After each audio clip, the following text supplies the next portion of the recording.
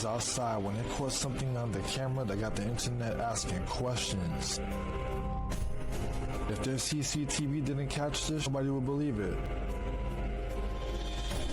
As they're standing outside, one of the kids points to something in the distance, and that's when several tiny figures are seen sprinting from point A to point B. They almost look like a family of duende-like creatures, disappearing as fast as they showed up. The family didn't know whether to walk up and investigate or fall back and leave them alone. Some people think that they were just skunks. Nah. Other people are saying that it's given Toy Story. Then there are people out there that think that there's something way worse. Watch it again and tell me in the comments, what do you think that was?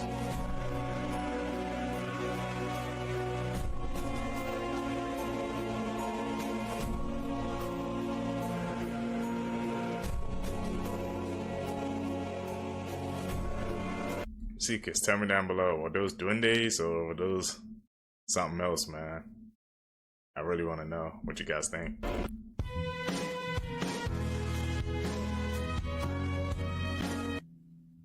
Snakes just gliding around is crazy, bro.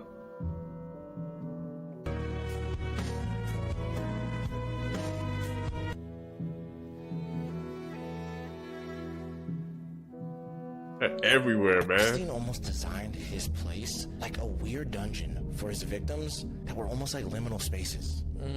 Or specifically like the back rooms. So you remember when the Epstein files dropped and everybody was going crazy about it. In the files, they're describing the inside of his place. And dude, some of the stuff that they show and what they're describing is so weird. You immediately are gonna go, yeah, bro, no, this is like some back room.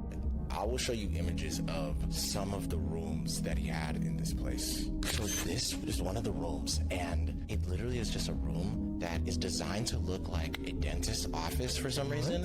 And it has a whole bunch of faces all over the walls that are like popping out of the walls. Bro, this is like some horror film type of shit. This is so weird. That's really how it looks like. Yes, this is really what the room looks like. Yeah, bro, that's some backroom shit. There's like a bunch of these other rooms where there's even a room that has a ballerina's leg coming out of a wall. Bro, what? Literally, like it's like no clipping into the wall. Into the wall, yeah. It's super weird. And then he also had like this weird obsession with the color blue. He put it like so many places in his house that's like hella prominent. And there's a lot of people that believe there's like a certain meaning to it or whatever. And the reason that people found out Epstein did this and he would make these rooms look so weird and like strange looking is because if the victims that he had would eventually go to the police and start describing the rooms that they were in, it would sound absolutely insane. Imagine these kids being like, it was a room that had all these faces coming out of the walls. Yeah, they sound crazy. You sound absolutely insane. Yeah. You're like, I was in this room that had like a ballerina's leg coming out of the wall. Bro, that's so weird. You know what I mean? So it's like, bro, he designed his house around that. The more you hear about this guy Epstein, It's the so creepier weird. it gets. Yeah, he was you know so what I mean? To strange. even just look at some of these rooms, bro. I mean, I could even show you the The ballerina. faces coming out of the walls is so weird. Enough. In Manhattan, bro. Those beams ain't stable.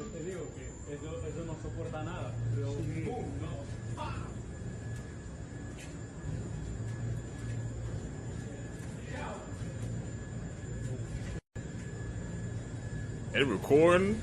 I'm getting out of there. I told you that Sprite used to come in a green bottle, but now, somehow, it's always been clear. You remember it, right? That iconic green bottle, unmistakable on the shelves. But now they tell us it was never fully green, just a clear bottle with a green tint label, a cap. But that's not how we remember it. Could this be another case of the Mandela effect? A glitch in reality where history shifts and only some of us remember the truth? Think about it. Why did they change it? Or did they? Same way Fruit of the Loom's cornucopia never existed and the Berenstain Bears somehow became the Berenstain Bears. Are we witnessing another reality shift in real time? And here's the thing. This change feels recent, yet official sources act like it was always this way. Some people swear they've only ever seen clear Sprite bottles, while others vividly remember the solid green. Could it be that we're slipping between timelines? See, cause I remember the solid green. Do you guys remember the clear bottles? I mean, I've seen the clear bottles, but I haven't seen the green anymore, man. So And these Mandela effects, bro, they get trippier and trippier every single time I see a clip, man. But I'm Team Green, bro. I remember the green borders.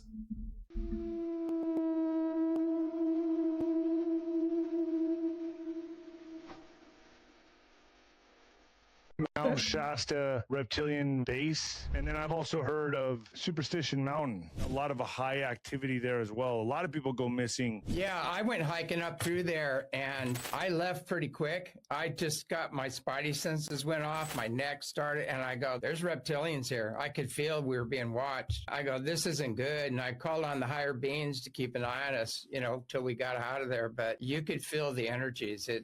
There's definitely something based there that's not positive. There's places, you know, like the Bradshaw Ranch and Skinwalker Ranch, things like that, you just want to stay clear of. There's multiple layers of things going on. A lot of it, the land has been cursed because of what happened to the Native Americans. There's underground ET activity there, and they're not positive. You know, they're the negative variety. See a creepy video of possibly a glitch in the Matrix. This was sent in by someone named Lisa. She said it's fine if I use her real name, and she said she got a camera alert from her front door camera at 5:29 in the morning. She says she did not review the footage until later in the day. She was sleeping when she got the notification, but also when you see it, which you'll see it, notice the bottom right hand corner of the video because there's some weird movement down there afterward. So here we go. It gradually gets lighter, but the initial notification was at 5:29 a.m. And you can see the camera sort of picks up the changing light as it gets more and more into the morning, I guess. But this video was about 40 seconds long. I cut off a bunch of it. Who is that? And now look at the bottom right. Interestingly enough, she says that the boy in the photo looks a lot like her son, but it's not her son. And later that day, they received an unexpected grocery delivery of things that she wouldn't normally buy her son. And they asked around the neighborhood, they checked their apps, they had not ordered it. She said the thing in the video in the bottom right-hand corner does look to her and her son like it's grocery bags, but if that's the case, they were in the video 8 hours before they were actually delivered. Her theory is interesting. She says that her son was actually a twin in utero, but that her son's twin actually passed. And when they went over this footage and they were talking about it, her son was laughing and saying, well, maybe my twin wanted me to have some snacks. Snacks that you wouldn't buy me, Mom. So let her know your thoughts. Interesting enough. And she'll be seeing the comments. She said it was fine if I used her real name. If you have a creepy video or you have something that you want more community eyes on, send that in too. We would love to see it. Weird.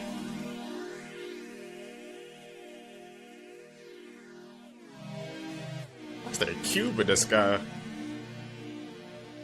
Shell casing in our Publix avocado. Is that? We just found a round in a Publix avocado. Wait. We bought this from Publix yesterday. Today. No, it was yesterday. We thought it was like... I thought it was a stem at first. We thought it was like a weird stem. There's literally a round in... I thought it was a nail. A Publix avocado. Should we dissect it? Yeah. Hopefully it doesn't explode. Wait. I mean...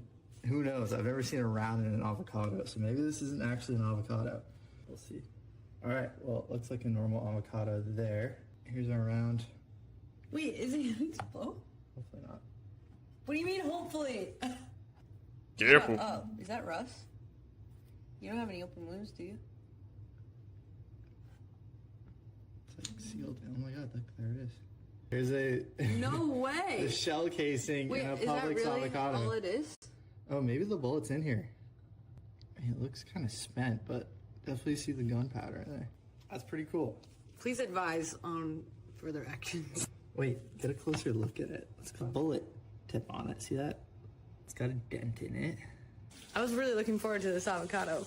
Publix, free avocados for life. Publix in return for not going to the feds. That's your sister, Kate? Oh my God! That's my mom. Oh, that's your mom? Hold on, we gotta get a side by side. Wait. Oh my goodness. That is scary. She's the first. She's the prototype. Have you noticed these old glitched clips of celebrities resurfacing recently? When you link them together, you start to uncover something that's quite strange. The pattern is getting a bit impossible to ignore. Who remembers the eye glitch? Look at this, the eye. It just stops. It's like a playback error in real time. You scared? It's dark.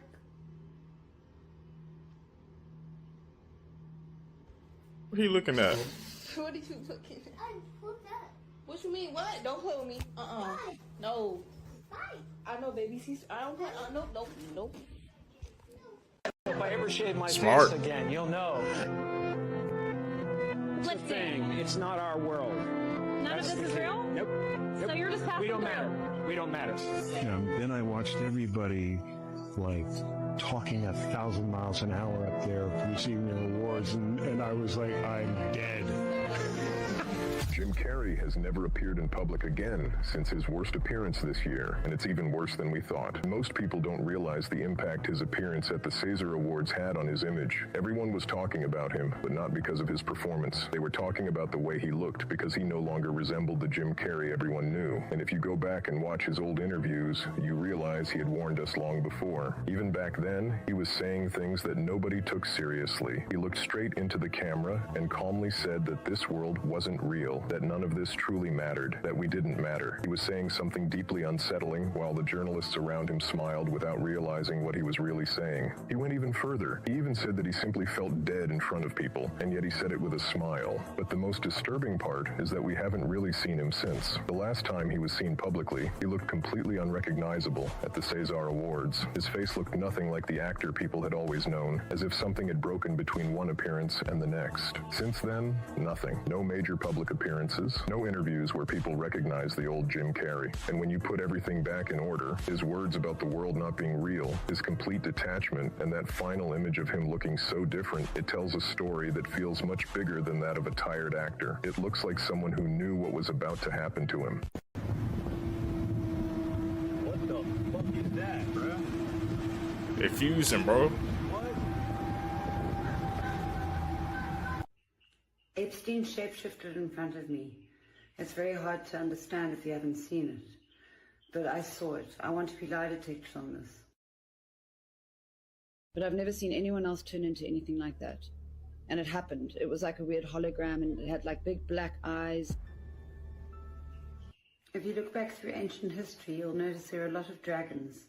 They only used to draw and depict what was real. Okay. Ancient shapeshifting.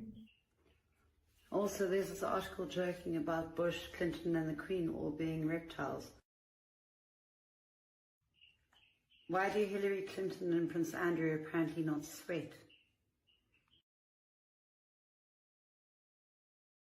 You never sweat? What the hell?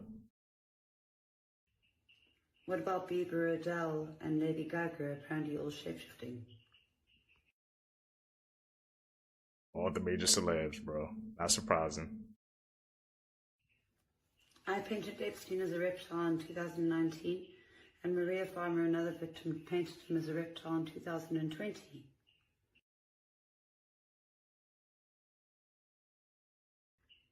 Others have had similar experiences. It's always been there, bro. What about The Simpsons prediction? Wasn't The Simpsons man on Epstein's airplane? America, take a good look at your beloved candidates. They're nothing but hideous space reptiles.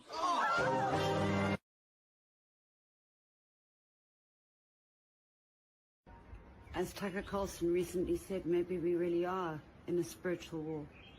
That we are being acted on by spiritual forces that we cannot see, that there is a war going on all around us, out of our sight, not perceived by our senses most of the time, between good and evil. Yeah. I'm going to tell you the craziest thing a doctor told me about humans that makes a lot of sense. He said humans lived longer, 300 to 1,000 years when there were no beds and no shoes. He said, as a matter of fact, everyone in his family lives to be over 100 years old. And he said, if this information got out, the medical industry would probably collapse. So he said, think about this. Grounding. If you sleep on the floor, the earth, it pulls out toxins out your body. Your feet, when you walk barefooted outside, that grounding also pulls metals and toxins out of your body. So he said, and his family, they sleep on the floor. And they do at least 30 minutes outside grounding. So he also said, if you want to take it a little bit further, get you some copper and wear a copper bracelet. It helps with your grounding. But yeah, he said beds and shoes help the medical industry make a lot of money. I'm out. It's so easy. Damn, that's a whole lot of information on us, bro. Now that I think about it, man, you're right, man. People back in the old days, they would age a lot longer than they are now currently. And it's because we're not grounding ourselves enough. I've seen clips of, people saying how we need to connect with the earth more, man. And just need to go outside, have sunlight, touch grass. But, bro, I'm out the copper if we can, copper bracelets. See, because any of you guys wear that, bro? And have you guys seen the effects? I definitely want to check it out, man. Makes you think, though, bro.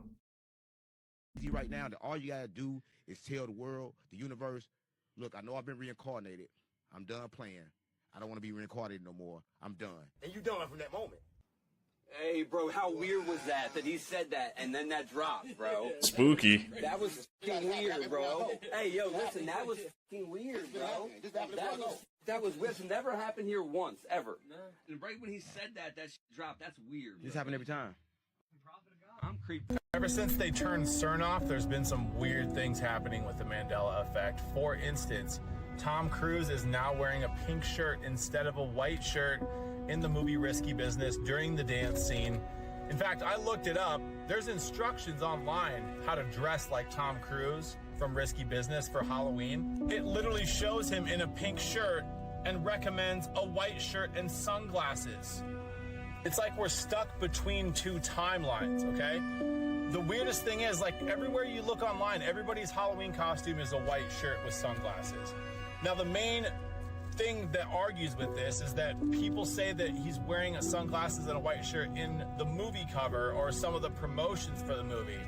I don't believe that for a second. I think that we're stuck between two timelines. Look, literally every starter kit for the Risky Business costume shows Tom Cruise in a pink shirt and then recommends a white shirt. Pink shirt next to a white shirt.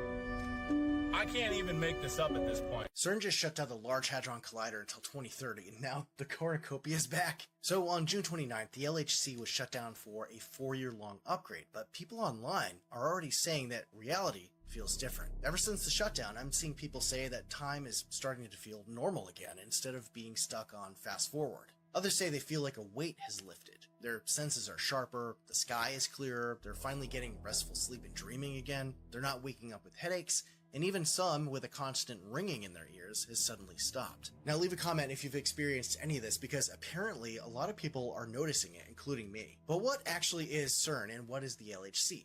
Well, CERN is the European Organization for Nuclear Research, founded in 1954, based near Geneva on the Swiss-French border. The Large Hadron Collider is the world's largest particle accelerator, a roughly 17-mile underground loop where physicists smash particles together near the speed of light to study and find out the true nature of reality and discover things like the Higgs boson or God particle. Before the LHC was first fired up in 2008, there were a lot of people online worried that it was going to create something like a black hole that would destroy the Earth. It didn't, but the weird part is that after they first turned it on, a lot of people say that reality started feeling off. People said time started to feel faster, and the world in general kept getting stranger and more chaotic. This was also around the time when the Mandela effect seemed to start, and people have speculated that somehow CERN has caused this and made us to jump into different timelines, and that's why people are remembering things differently. And here's something else interesting.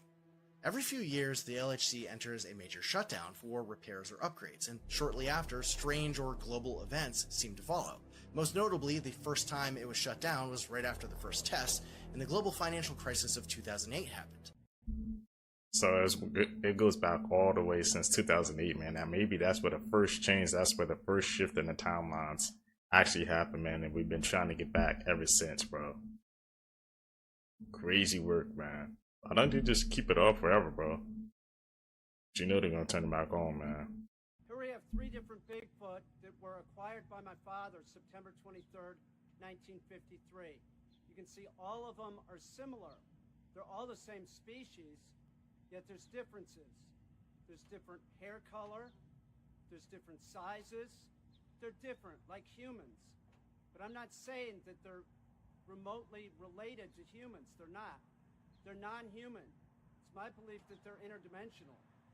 Some of the differences between them and humans, we have iron-rich blood. Bigfoot have copper-rich blood. Also, Bigfoot have magnetism. We do not. When they're walking around, they're picking up iron. They're covered in rust. They're non-human. It's my belief that they're interdimensional.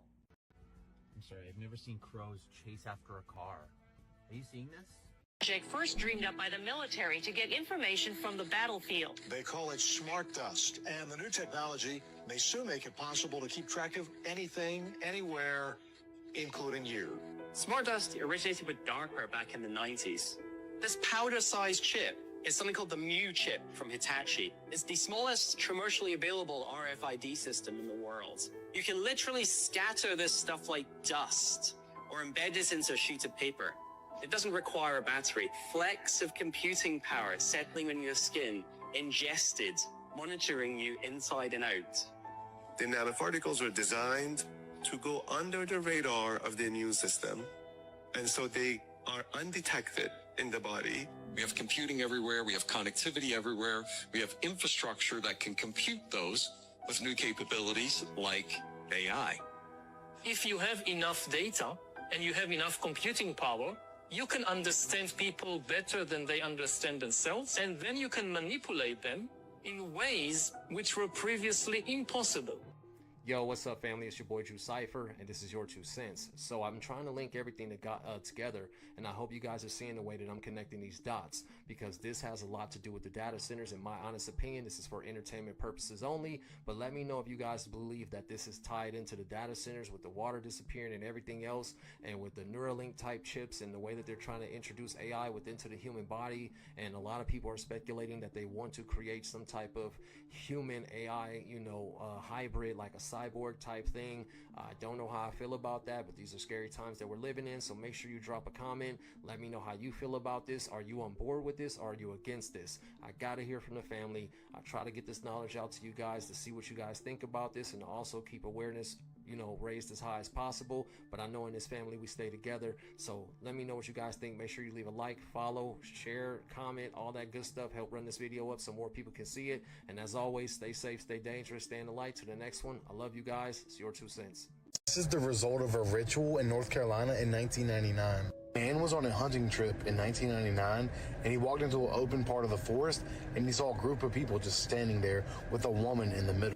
Things got super scary really fast when the woman started levitating in front of everyone. But the only one shocked there was the hunter. Everyone else kept chanting in a language the man could not understand. Eventually, the hunter was freaked out just enough to call the police, and when they arrived, the group was gone.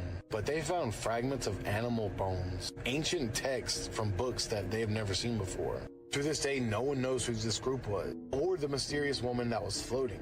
Imagine how scary walking up on something like this would be.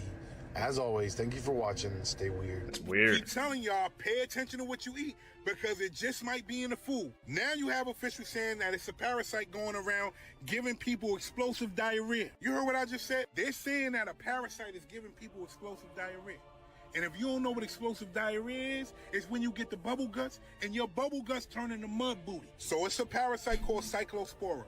This parasite infected more than 100 people in over 17 states already. And get this, they're saying that New York has some of the highest numbers. So people in New York, if you've been walking around, your stomach hurting, you've been having diarrhea, this might be the reason. But the craziest part of all this shit is officials are saying that this outbreak may be connected to food. Not spoiled food, not food that you left out too long, food that people bought, took home and ate. Food that people had absolutely no reason to believe that anything was wrong with it. And that's what makes the difference. You got people starting to get hit with severe stomach pains, exhaustion, nausea. You got people vomiting. And the worst of it all, what I mentioned in the beginning, you have people with explosive diarrhea. I don't even know. What is explosive diarrhea?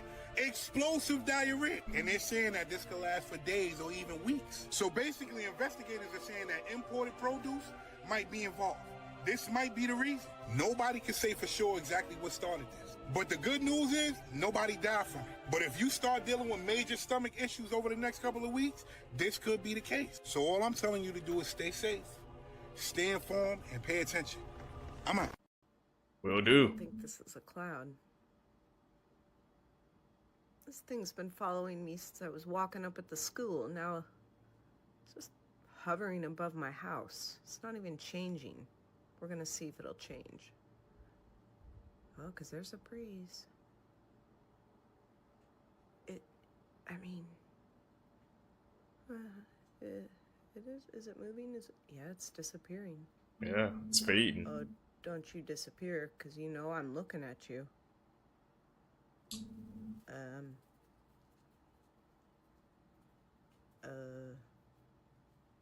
It's disappearing.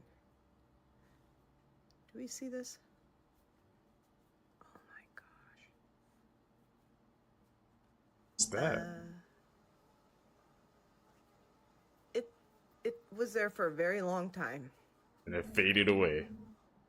Simulation theory. Are we currently in a simulation? I think so. I think that we are in very hyper intelligent computer only because of things like coincidences, of things like when we're seeing the emergence of quantum mechanics, quantum physics. How do we know that we're not in some type of video game right now? Because think about this. GTA 6 is going to come out, right? It's supposed to be the most intelligent, most efficient game ever. People are going to be living in that game. Now, going back to the gateway process to what they said, our reality is nothing but a hologram projection. That sounds like a video game to me. That sounds like a simulation. So when I say simulation, I don't think in terms of a traditional computer per se. I think this is more of a realm that was created by an entity that is a project. I think this is a prison planet to where we are genetically engineered beings because 90% of our DNA is junk DNA. Now with this disclosure, I think that they know that there's other entities that we've been spliced with that's most of our DNA. This is why we're so unique.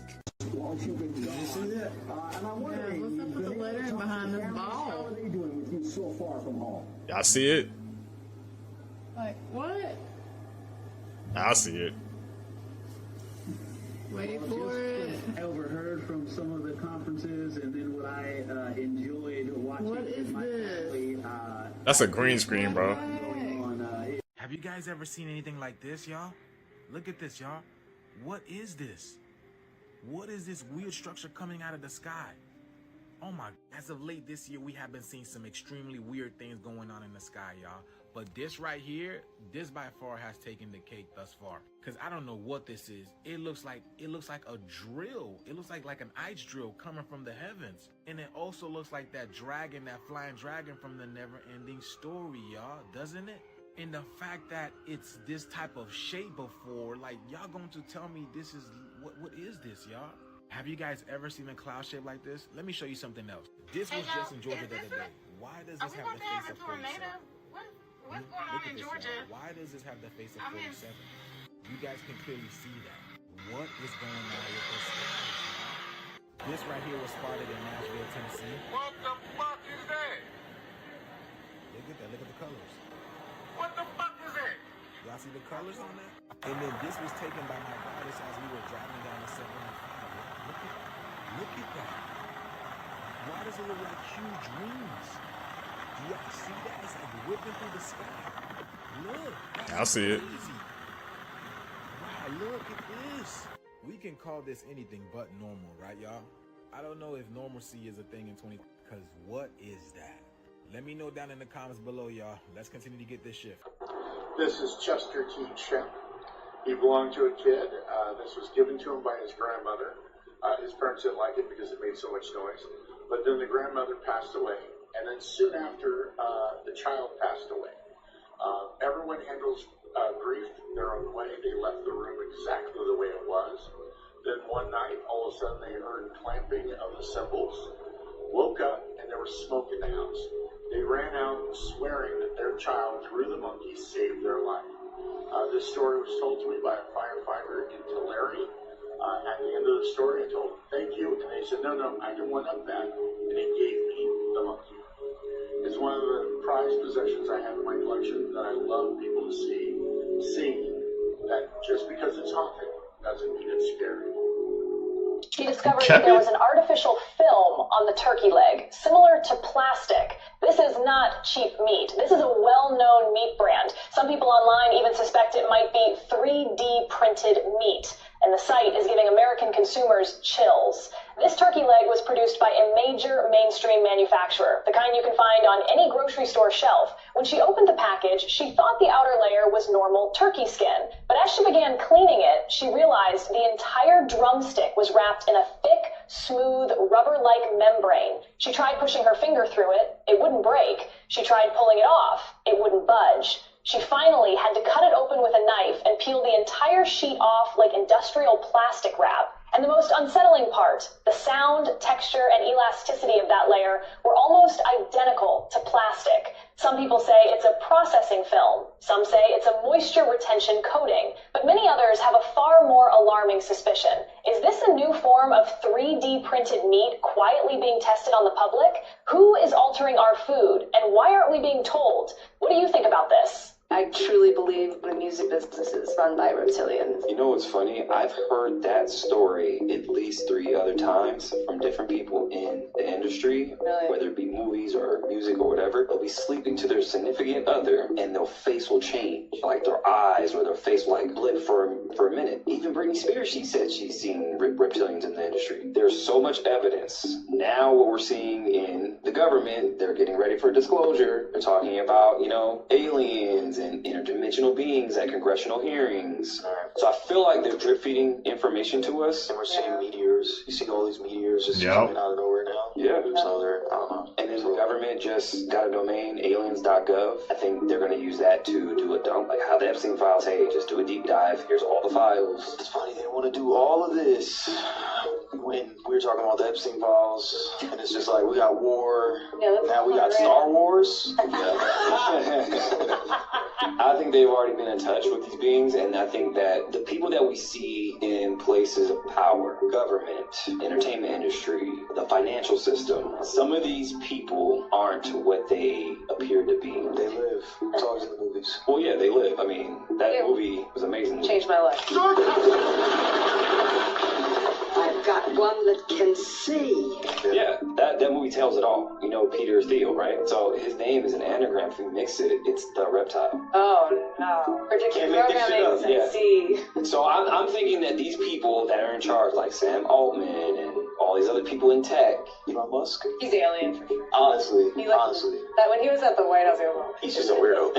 Zuckerberg. But again, I think they're in the music industry too. Svalbard They're everywhere. is one of the most unusual facilities on Earth. It's a massive underground backup storage vault for the world's crop seeds, located deep inside the mountain in the Arctic island of, forgive me, Spitsbergen. It's in the Arctic. It's almost impossible to get into this thing. It's completely nuclear blast proof. It's kept just below 0 degrees year round. So the seeds, they said they could last tens of thousands of years in there. A little bit of a spooky thing. The majority of countries in the world put seeds in there. China and Iran refuse to put their seeds in there. Whoa! They've been preparing. They're preparing for something with that. I'm trying to think of why would you do that? But why it exists, modern agriculture uses relatively few plant varieties. Over the past century, this is a crazy stat, about 75% of crop diversity has disappeared. Oh, wow. Which makes food systems more fragile to disease, climate shifts, and disasters. Fall acts as a backup for seed banks around the world. Whoever puts their seeds in there, they're the only ones that can take it out. So it's already been used to restore lost crops.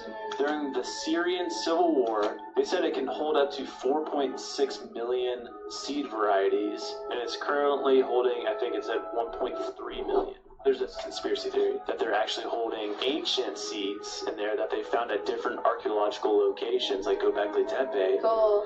And, this is a crazy one, very fringe, that there's alien species of plants, and that they're holding them in this facility. That's why it's super locked up, super secret. I challenge you guys to grow a weird vegetable. Wait, so New York?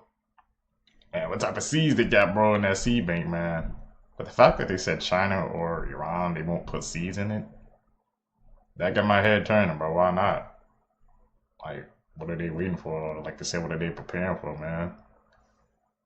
Who knows? New York is trying to shut down the city and turn off lights at 11 p.m. statewide. You heard what I just said? They're proposing a bill in New York that will shut down most outdoor lighting from 11 p.m.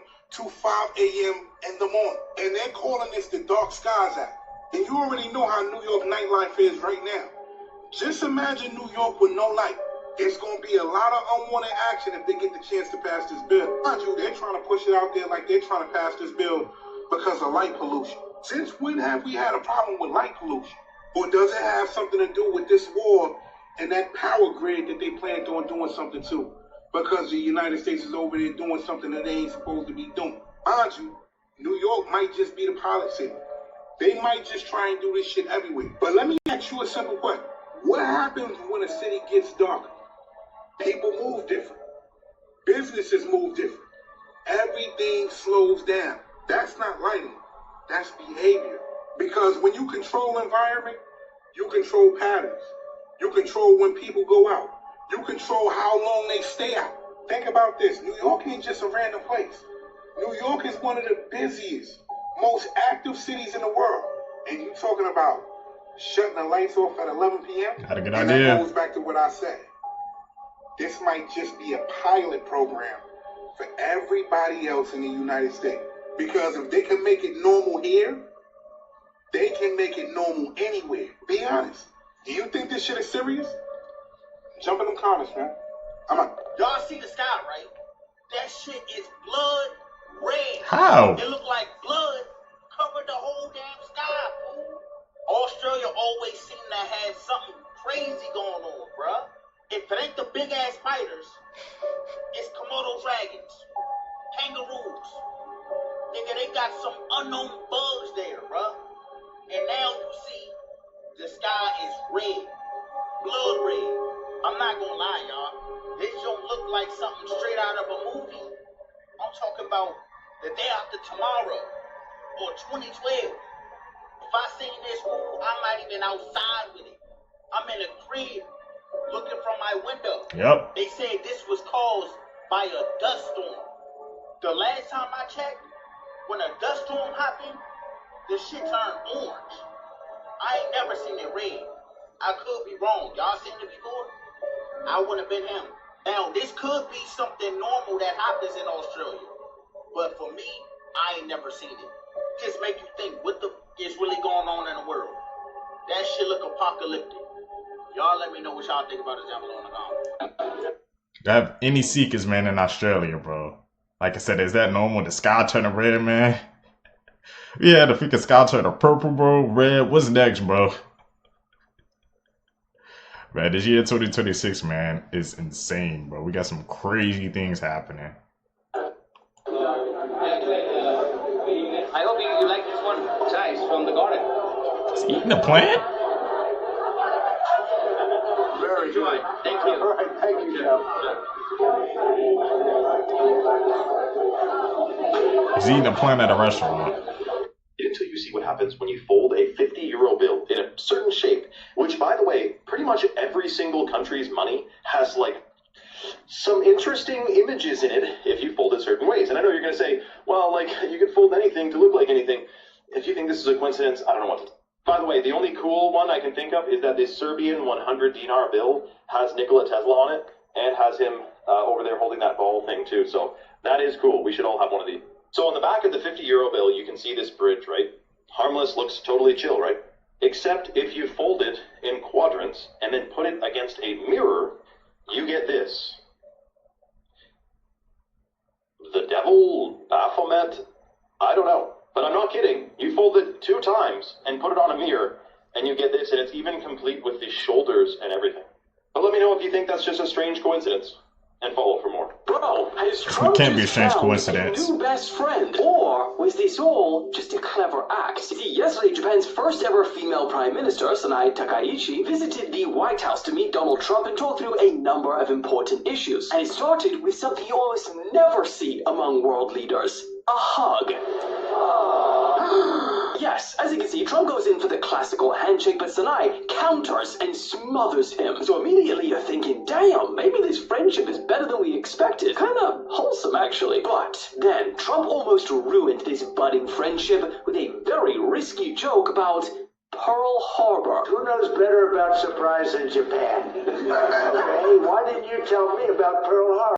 Now, although her face certainly did look uncomfortable, you start to question if that is really the case after she visibly laughed at Joe Biden's AutoPen portrait that Trump put in his place on his wall of U.S. presidents. On top of that, later that day during a keynote speech read out by a translator, she called Trump her best buddy. Very confident that Donald and I are the best buddies to realize this shared goal.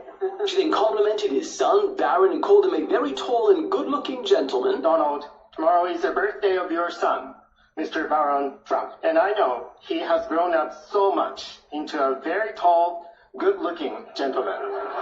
She threw out a phrase in English, which Trump clearly loved, grinning in the background. Japan is back. And even gifted the United States 250 cherry blossom trees for their 250th birthday. But here's the thing. People are looking at this day in two different ways. The first is that this friendship is genuine. You know, they're both conservative, they share similar viewpoints on some issues, and they say that we're looking at a strong future partnership. What do you think? So you're telling me that this whole time hydration was never just about water, and the reason I still feel off has nothing to do with how much water I drink? Minerals. So drinking more doesn't automatically mean hydrated. It needs electrolytes to actually pour water into the cell. So instead of just drinking more, think, how am I hydrating my body? This is why I put together a simple guide on how to structure your water at home so your body can actually absorb and use it the correct way. If you want that, it's right here. Everything in our reality is fake and we're the dummies. Taxes are about to be raised so we can spend $200 billion on a war we don't want. Why are taxes raised when they print money? But the money in the world, the currency in the world, is not backed by anything. It's not backed by gold or silver, it's fiat money. Fiat means governments just agree to accept each other's fake money. It's fake. But we gotta work to generate fake money, to pay it, to live. So what if we just stopped? Stopped everything. Stop paying, stop working.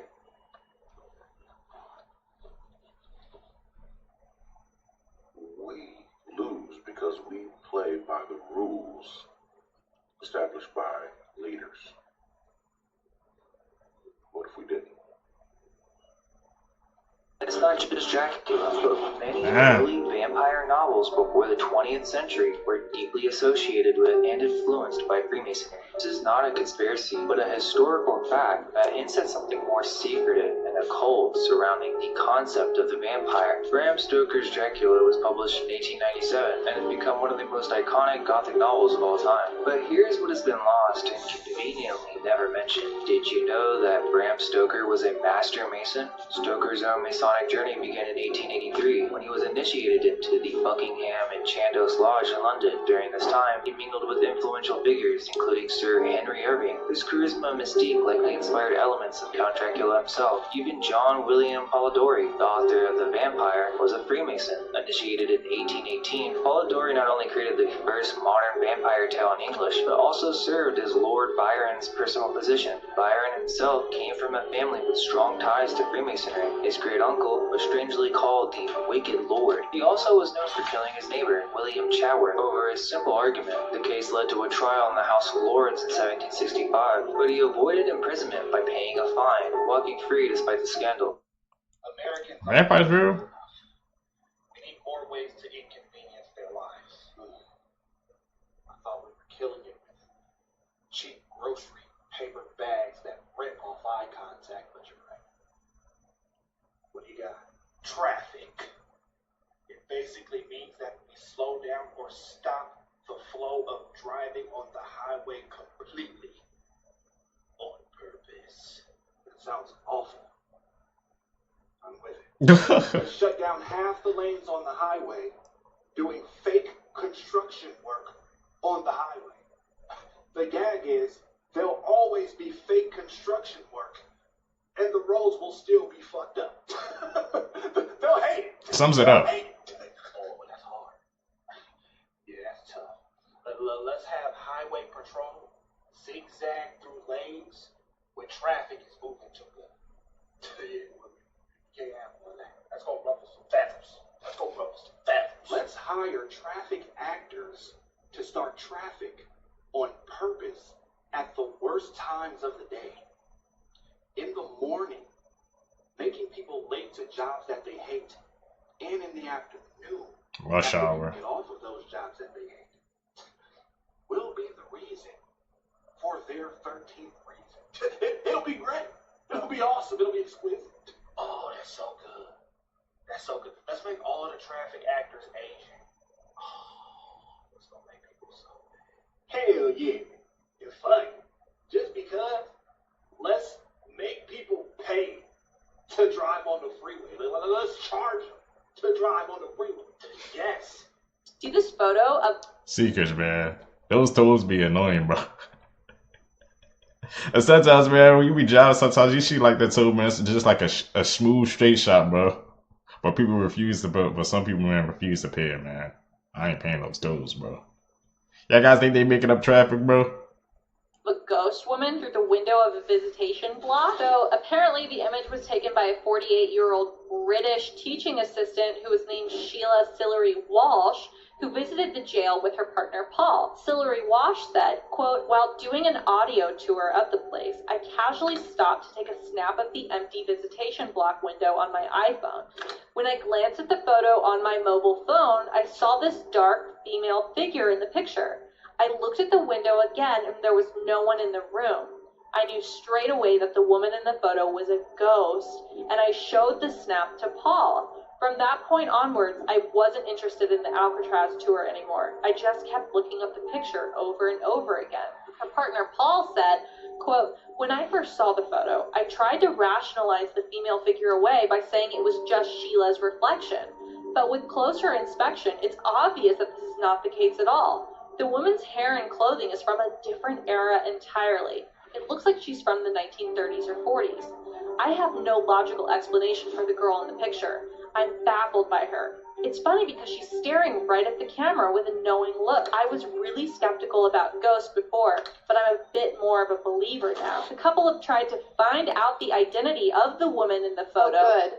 And they even contacted the staff at Alcatraz, but none of the old-timers recognized the woman in the photo. Everyone's focused on the Iran war right now, but we should also still be paying attention to what's going on with the Epstein files. Because the second largest bank in the US, the Bank of America, just agreed to a tentative settlement with a Epstein survivor who accused them of facilitating the abuse on people like her and others by ignoring and profiting off of Epstein's suspicious transactions. Interestingly, Leon Black, the guy who's been named over 8,000 times in the Epstein files, claims to have had no knowledge of any nefarious things Epstein was doing, but also paid him around $170 million for tax and estate planning advice, is a key witness in this lawsuit. And in the week of March 9th, he had asked the judge if he could have an extra 10 days before he's deposed because they were close to a settlement.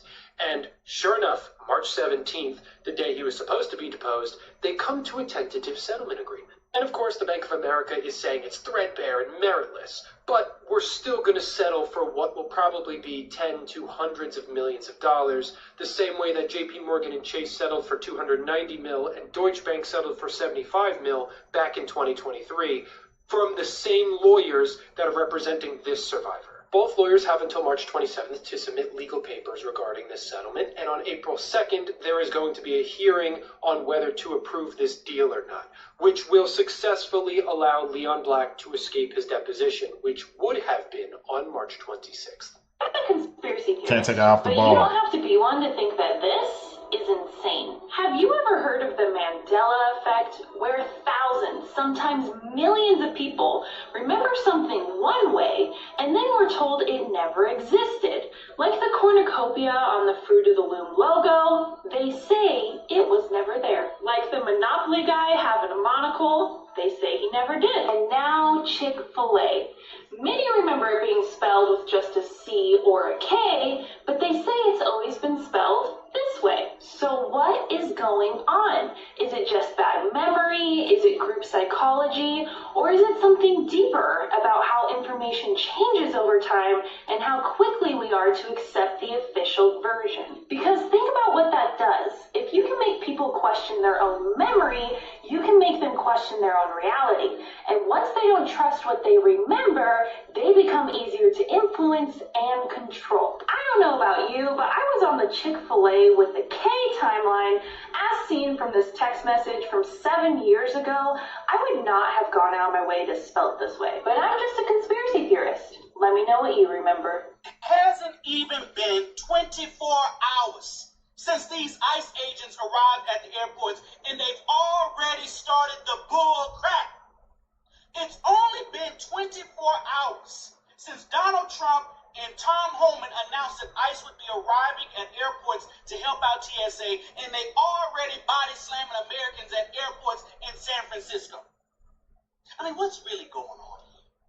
The objective, folks, was never to help out TSA with the long lines, help out with the luggage and whatever else that comes with the job of TSA. It was meant to continue this reign of terror of the American people in places where they're supposed to feel safe. That is the harsh reality.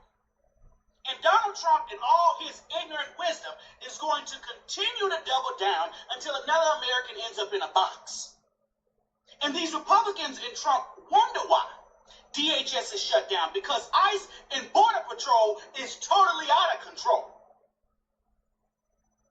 You really can't make this stuff up. Please tell me y'all know what this thing is and that y'all seen this thing come out of the water before. No. Because this is the second or the third video I'm coming across that someone has been pulling these out of the ocean. What is that, bro? Venom. What is that? Why does it look like the heart of some creature? Okay, so I took it off. I put some water on it. Look at it. It was swimming. I'm gonna put it back in the water, you got, but all this purple stuff, I didn't want it really touching my hands because I think it's poisonous, but it got in my line. I unhooked it. Wait, that's not blood? That thing is leaking. I thought it was blood, but obviously it might be some neurotoxin or something like that. That's crazy. And how dark that thing is?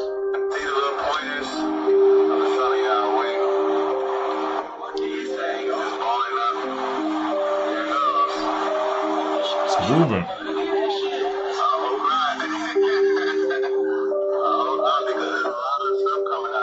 That looks like the water version of what Venom is supposed to be like. Y'all see how it's getting smaller? Oh my god, bro. It look like a heart or something like that. I'm gonna dip him back in the water just to figure it out. Here it goes.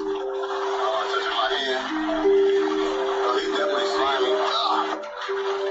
Now let's see. He starts swimming. To the bottom. Okay, he's back up. He starts swimming. Okay, we got this cemetery fluid. What is that? Do you ever get the feeling that someone's watching you? Not your neighbors, not your phone, something else. Cultist number 1 has a theory. So let's talk about flock safety cameras. People might tell you if you're not a criminal and you're not committing crimes that you shouldn't worry about it because it's only to track criminals. But that's where they're wrong. 20 billion plates are scanned every month. 49 states have been covered, closer to 50 now. Only 4,800 of the 105,000 cameras are connected to law enforcement, and the law enforcement that is connected has been using them to stalk exes, spouses, and just random strangers. So even if you're innocent, they could still be looking at you. So let's look at how these cameras pick up us. It can be something like your car, it could be the wine at the store, or it could even be your face. It also might be worth noting that it carries about 2.7 pounds of copper wiring, 3 pounds of gold, and about $200 worth of silver. And this is for each individual camera. That last bit of information was for our friendly neighborhood crackheads. And if you made it this far, thank you for tuning in. Goodbye, everybody. That's crazy, bro. I didn't know the SWAT cameras was, I mean, like you said, in 49 states. So what's the last one holding out?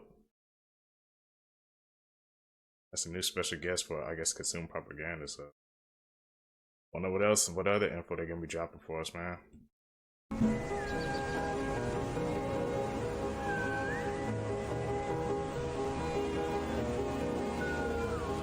That looks like a statue. For those who believe things are getting strange around us, see crazy things that are unexplainable almost daily now, well, take a look at this one. From afar, you see something sitting on top of a hill that looks very interesting. First, I thought it was a digital billboard or something. Now, this was said to have taken place in Russia. And what's interesting about this sighting is many people thought this was a portal. Some said it was a portal similar to the ones that they see from the CERN particle collider in Switzerland. You know, many people think that all they're doing is opening up portals to other dimensions, bringing in different entities. Now notice as they get closer and closer, this thing gets stranger and stranger. Is this a portal? Playing some of it back, it went from a screen to almost look like the shape of a figure, a person. Leave your thoughts below. Unanswered Universe. About a week. That was definitely a portal. If not, then that was just a freaking well-edited video, man. But the fact that he said that it was connected to the CERN, you know, CERN be trying to open portals, that's like all they try to do, man, trying to explore the universe. I didn't even put two and two together until just now. A week or two ago, there was a mass UFO sighting in Brazil, and it's still got people talking about it today. And when I say mass sighting, I'm talking about thousands of alleged reports of this UFO, hundreds of videos flooding the internet shot from different angles and even different locations. And in most of the clips I've seen, they're all showing the same unidentified object hovering over a dark, possibly wooded area with lights all over the object. And according to some of the people who were able to witness this object firsthand, but weren't able to get a video, they claimed this object was really big, like 2 football fields in length. I always find mass reports of UFO sightings like this very interesting because they're more likely to be true opposed to if just 1 or 2 people sees it. But leave a like and let me know what you think about all this in the comments. Also, I'll be going live a lot more frequently in the near future. I encourage you to go live for yourself. Click that go live button and it'll take you right to the live menu. So what you are seeing here is new advanced surveillance devices that are set to be deployed in the skies over Compton in the next coming weeks. So for those of you who think that all of these data centers that are being built everywhere, even in our oceans, that it's just for AI, well, it's not. It is for mass surveillance. And the craziest part is that we're all spending our tax money to build the infrastructure to surveil us. It's wild. That's crazy. And Compton though? Why? Okay, let's get after it. We're gonna watch this thingy-mabob fly into the craft. What is a thingy-mabob? It's kind of like a watcher. All NHI crafts have them following them and or entering them. Now watch this, you guys. I track it up, and we're gonna watch it enter what is supposed to be the engine. I mean, it's clearly not a plane, but look at that. It's the first time I ever got one on film. I follow them tracking, flying around the crafts in the trails, but it's the first time I ever got one on film. So that's what a regular plane looks like. It stays perfect every frame. Look at this thing. It makes no sense whatsoever. Watch the trails. Look, they're just flowing out of nowhere. It's like they're flat. It's like a ripple effect, a rip in the sky, and the stuff is just coming out. None of it makes sense. And I believe This is an evil that possesses technology beyond our wildest dreams. There's a reason that they created this whole psyop to hide the truth from us. If they were here to do good things, they would not be hiding it from us. Question everything every day. Look That's what closely we do. at this picture from 1989. Do you see it? Do you see it, guys? Something is going on in the background, and I hope you could see it, because they didn't see it. They noticed it when they looked back at the picture in 2013. It's not a game out here, guys. I told you about the woods. Mind you, guys, they were taking a normal picture in 1989. Look what's in the background, guys. Now, I'm not sure if that's an A, a FA, a SS, but something is behind them in this picture, and it was taken in 1989. The A's are in the W. The A's are in the W. 2 W's. If you know, you know. Nah, you don't know, because I don't even know. But I know that something is behind them, guys, and it looks like an alien. It does. Not saying that it is. This could be AI, but I doubt that AI was out in 1989. It's not a game. They've always been here. That's what people are saying. I don't know how long they've been here, all right? But they seem to be in the back of this picture. And it's wild that they noticed this in 2013. Years later, they didn't even notice it when they first took the picture. You see, they must have been broken out of the Matrix by then so they could see these things now. I just playing around, guys. Entertainment purposes only, but something is going on here. Let me know what you think, because you see it in the background. I don't know if this is AI or not. Let me know. I'm out. I feel like aliens, man. That subject, bro, keeps getting brought back up in these clips. Maybe they've been here for a while, but the year 2026, since everybody's just, I guess more people believe in it, they just, I guess, more comfortable coming out now, man. They're coming out the woodworks, bro. That's my take. People are saying the sun is different. Look, we live at Smith Mountain Lake. I want to show you something. I've got this Coke right. I've got this right here, half full. I'm going to set it on this tractor for 1 week in the sun, and I'll be back. Today is June 3rd, and I'm setting it right here. Right there it is. I'll be back in a week. All right, so today is June 10th. Now I want you to look at this. 1 week's time. That was Coke. And look at the label. So it was sitting like that right there with that exposed to the sun. Look at that. And look at the Coke. 1 week in our sun at Smith Mountain Lake. So apparently we've all had the same bathroom dream. For the last few days, my For You page has been full of pictures of bathrooms like this, and the comments are all mostly women saying that they've had dreams about this exact bathroom. It's usually dirty and disgusting. The stalls are way too short. A lot of times there's like double stalls, like there will be 2 toilets in a stall and you have to like walk past someone using the first toilet to get to the second toilet, only to find that it's clogged and also disgusting. Also, there's an overwhelming sense that this is in a school. Usually people are saying that it's like their middle school, which I was shocked to see this because I've been having this dream for years, and I'm so surprised to learn that this is actually kind of a universal experience. And not only that, but when I go into this bathroom, it's full of other women, and now a lot of people are saying that this is maybe some sort of dream world that we're all going to, and when you're in it seeing other people, those people are actually there, like those are real people that are having the same dream at the same time. One explanation I saw a psychologist say on here was that maybe this is our brain kind of telling our body to not pee ourselves as we're sleeping. It's drawing up this disgusting bathroom as a way for us to kind of hold it through the night.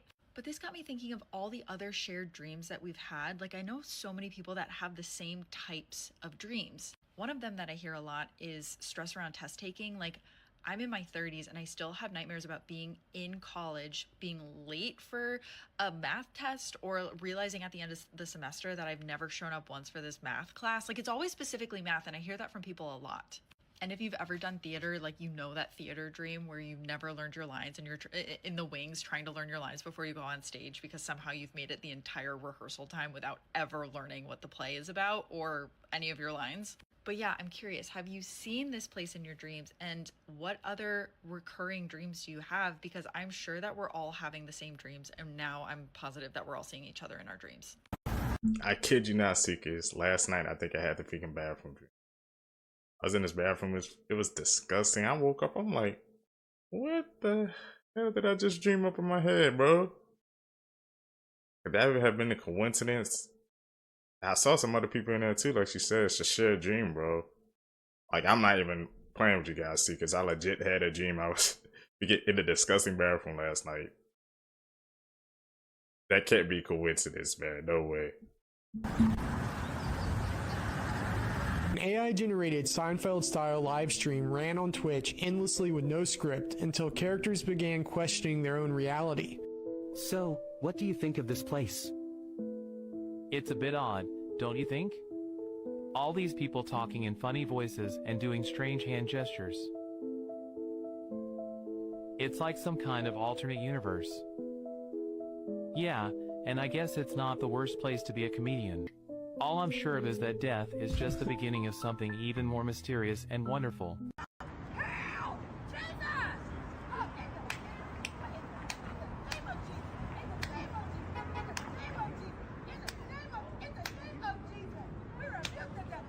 Rebuke you.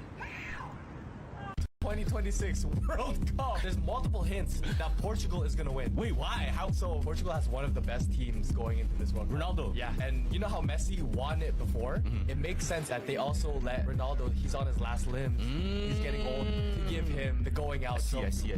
But it all started with The Simpsons. The Simpsons predicted the World Cup final game. I don't know what team it was, but it was against Portugal. And then Homer was looking at Marge and he was like, if Portugal doesn't win. And Portugal ended up winning. Whoa. Yeah. And there's an art, the official ball of the FIFA World Cup is Portugal colors. Oh, I'll show you. Let me see. Red, green, and white, and there's some blue on the thing too. And red. Oh, yeah. Also, an artist that usually comes out with predictions, the world ahead of 2026 predicts like Trump in it. Oh, too. Ronaldo. No, look down here. Oh, it's Ronaldo. Oh my God, yeah. Ronaldo. No, look down here. The jersey is red. That's really the Portugal jersey. Yeah, with Portugal. The green on the side. Yeah. Exactly. Yeah. That's really the Portugal jersey. That's crazy. Yeah. Dream World Cup final match, man. I think we want Argentina versus Portugal because isn't Messi in Argentina, right? So that would be cinema, man. Messi versus Ronaldo in their last freaking World Cup match. Everybody's tuning into that, man. See, because actually, tell me down below, man. Who do you guys think is gonna make it to the final game in the World Cup, bro? Portugal wins, man. Speed's gonna go insane, bro. I've had moments where I was on stage receiving an award in front of my peers in Hollywood. There were people in the crowd that I have prayed with many times. And when I thank God, I saw some of those people go to clap, but then notice that a bad thing on my resume and then sit back on their hands. To throw somebody's, illegitimize them because they say they are a believer. It's just so arrogant. You know what the Latin root of religion is? Re-legare. And legare means to bind together. Re means again. We bastardized the meaning of it, but yes, I am religious. Congress is saying right now that the UFO files that the government already dropped were watered down, and they're going to the Capitol steps on June the 9th to demand the real ones. So the guy leading this entire thing right now is the intelligence officer who testified to Congress under oath that we recovered things that were not made by humans. He is going to be showing up on June the 9th with 4 different members from Congress, and they're saying that what Trump released last month was scrubbed before the public even got to see it. Over 1 billion people looked at those files whenever they dropped, but Congress is claiming that they held the real ones back. So what did we see? They're trying to push a bill right now called the UAP Disclosure Act to force it all out, and a part of this bill would actually let the government legally seize any alien tech that private companies are secretly holding. It would also create an entirely new government board that has to officially rule on whether something came from non-human intelligence or not. And people are still betting on Kalshi right now on whether or not the US is going to confirm that aliens exist. I'm obviously going to give you updates the second that this happens, so make sure you go ahead and add me if you don't want to miss whatever comes out. 300 families in Georgia that are being forced out of their homes so that AI data centers can build on their land. Georgia is giving tax breaks to those companies to build the centers, which means these people are paying for their own homes to be taken from them so that these AI data centers can be built. And right now, 38 states have incentives, tax breaks for companies who build AI data centers. Because AI needs massive amounts of power, and that power needs massive amounts of land. There's a company called GEV that has had a crazy stock run in price over the last couple of months. All they do, or one of their big business specialties is building miniature power systems for these AI data centers. They need their own miniature power system because every AI search, everything you do on AI runs through a physical building somewhere. And so with eminent domain, some people say, well, it's okay because the company decides to pay you, they pay you fair value, but sometimes they decide what that fair value is. So if a company has to pay a whole bunch of people because they want to take their land, do you think they're going to give them the highest price? And if you disagree with the price the company is offering you, you can take them to court, sure, but that's going to be very expensive because you're going to have to pay for attorneys to go up against $1 billion company. They found what looks like a baby siren, and what happens next is honestly disturbing.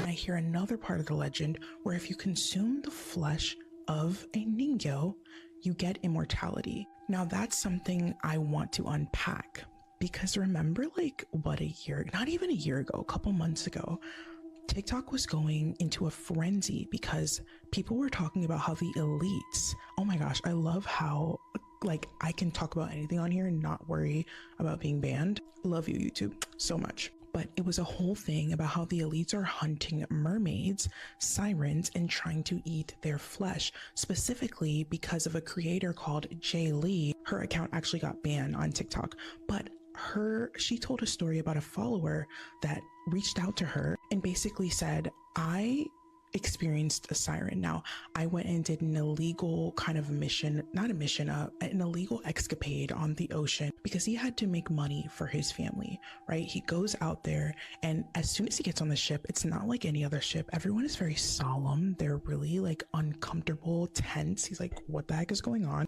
But he notices something strange that everybody has on earphones. And he's like, what is going on? Why do you guys have on earphones? One of the guys says, you'll see. And then he notices another guy was offering another crewman some tuna. And he was like, I don't eat anything from the sea. He found that to be very strange because as a fisherman, you spend so much time on the sea. Like you're telling me you're not going to eat a fish? Why is that? So we got speaking at least trying to eat sirens and mermaids out here, bro. They said their skin has special properties or something. I think one of those creators account got banned on TikTok, man. So is there a kernel of truth there?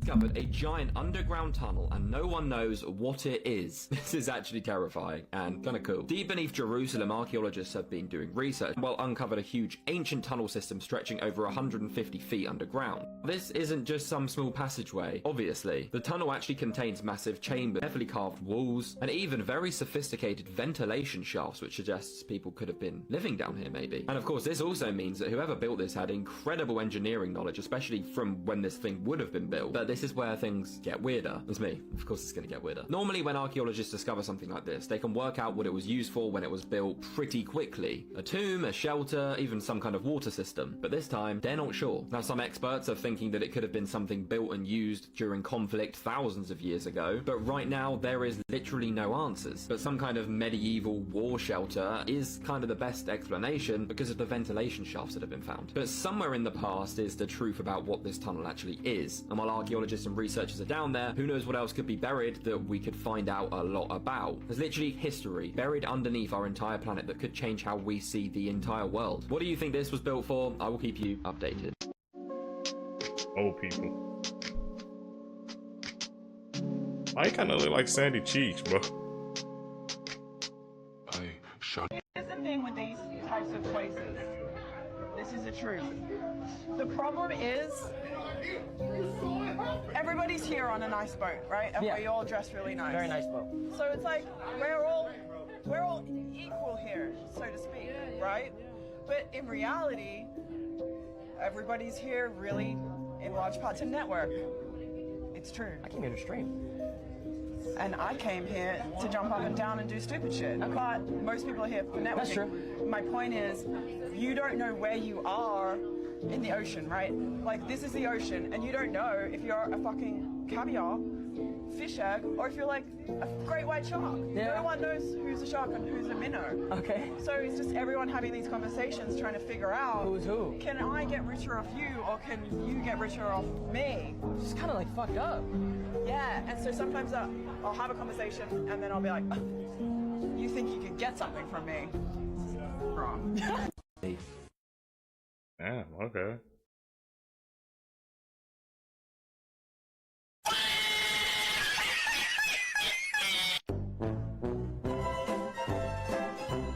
Are they trolling us?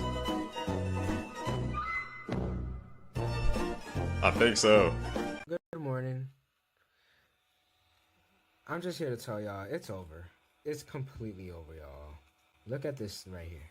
This is a humanoid robot running a full 8-hour shift. Do y'all see this? We've arrived, y'all. It's more than just ChatGPT at this point, y'all. This is some Amazon fulfillment center work we're seeing right now. Look at how many people are watching this. Look at how much time this robot has been working. 24 hours later, y'all. Still at it.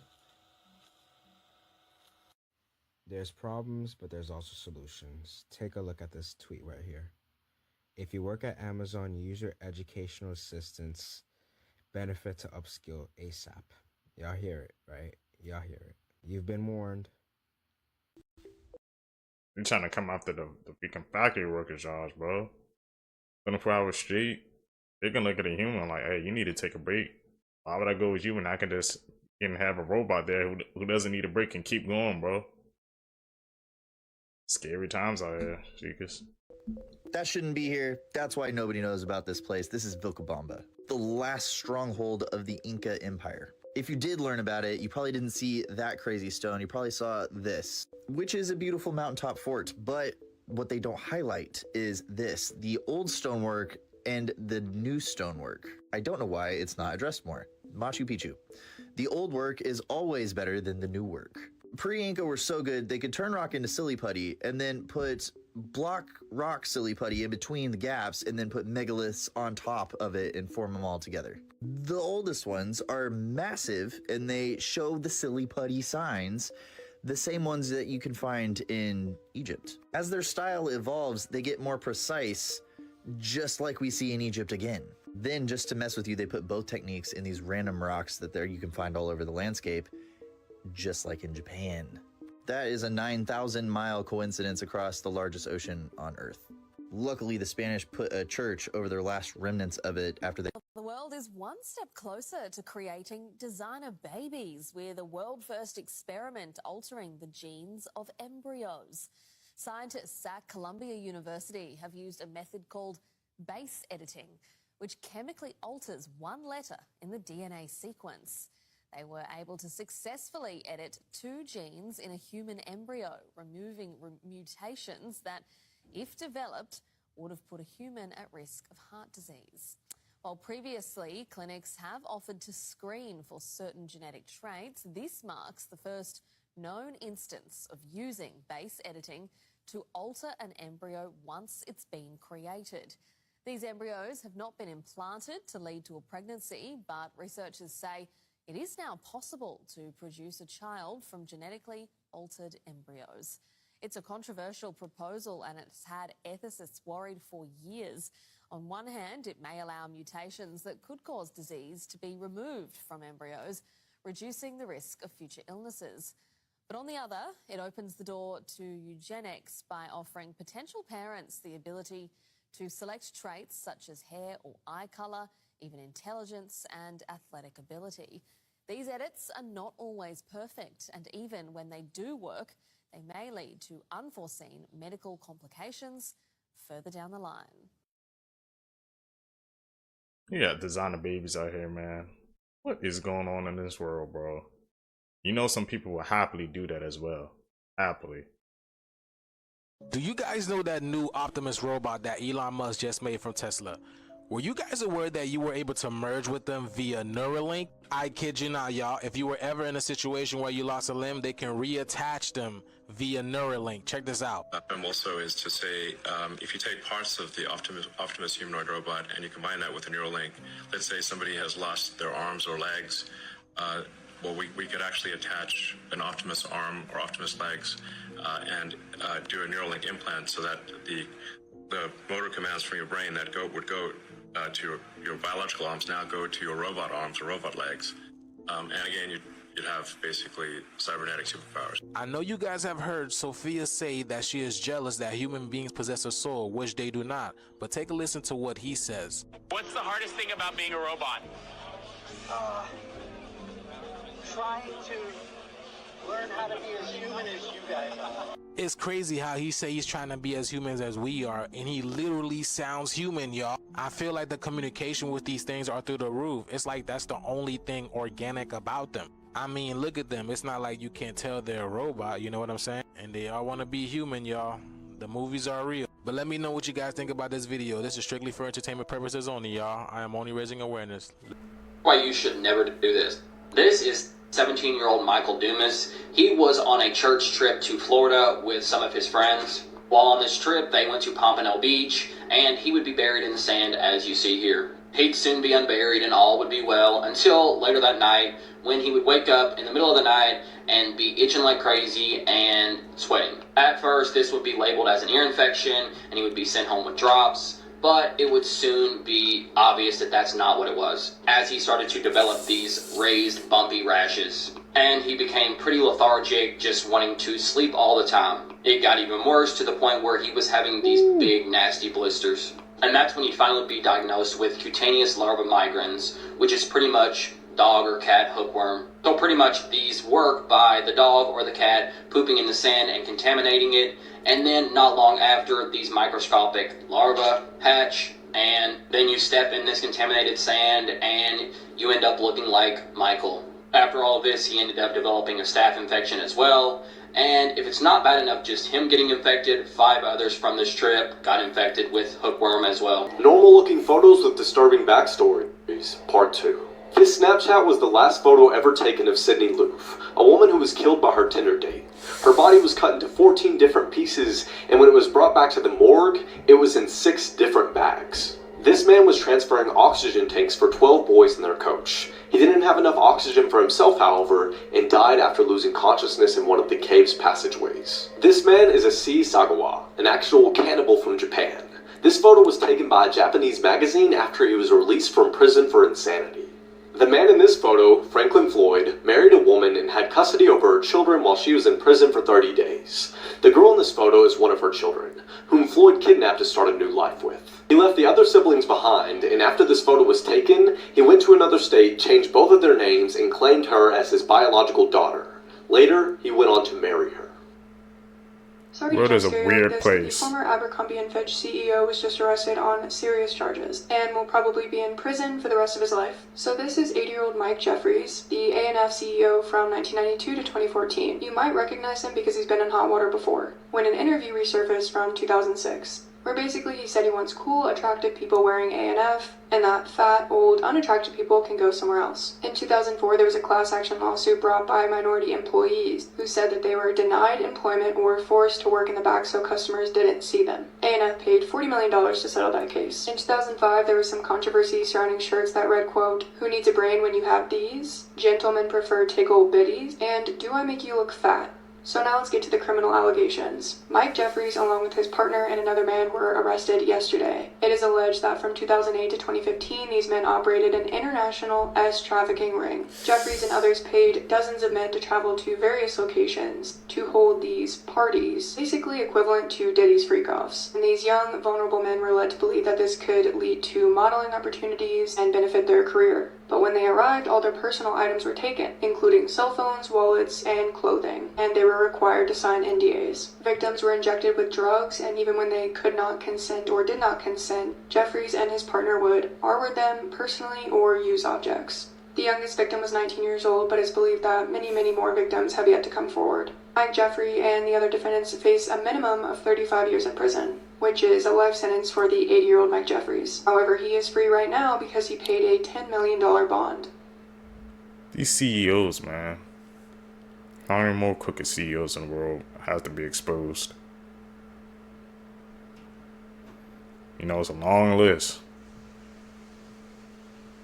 Whew. Be careful, man. Gotta keep our eyes sharp out here in these streets. She must have been out of her head.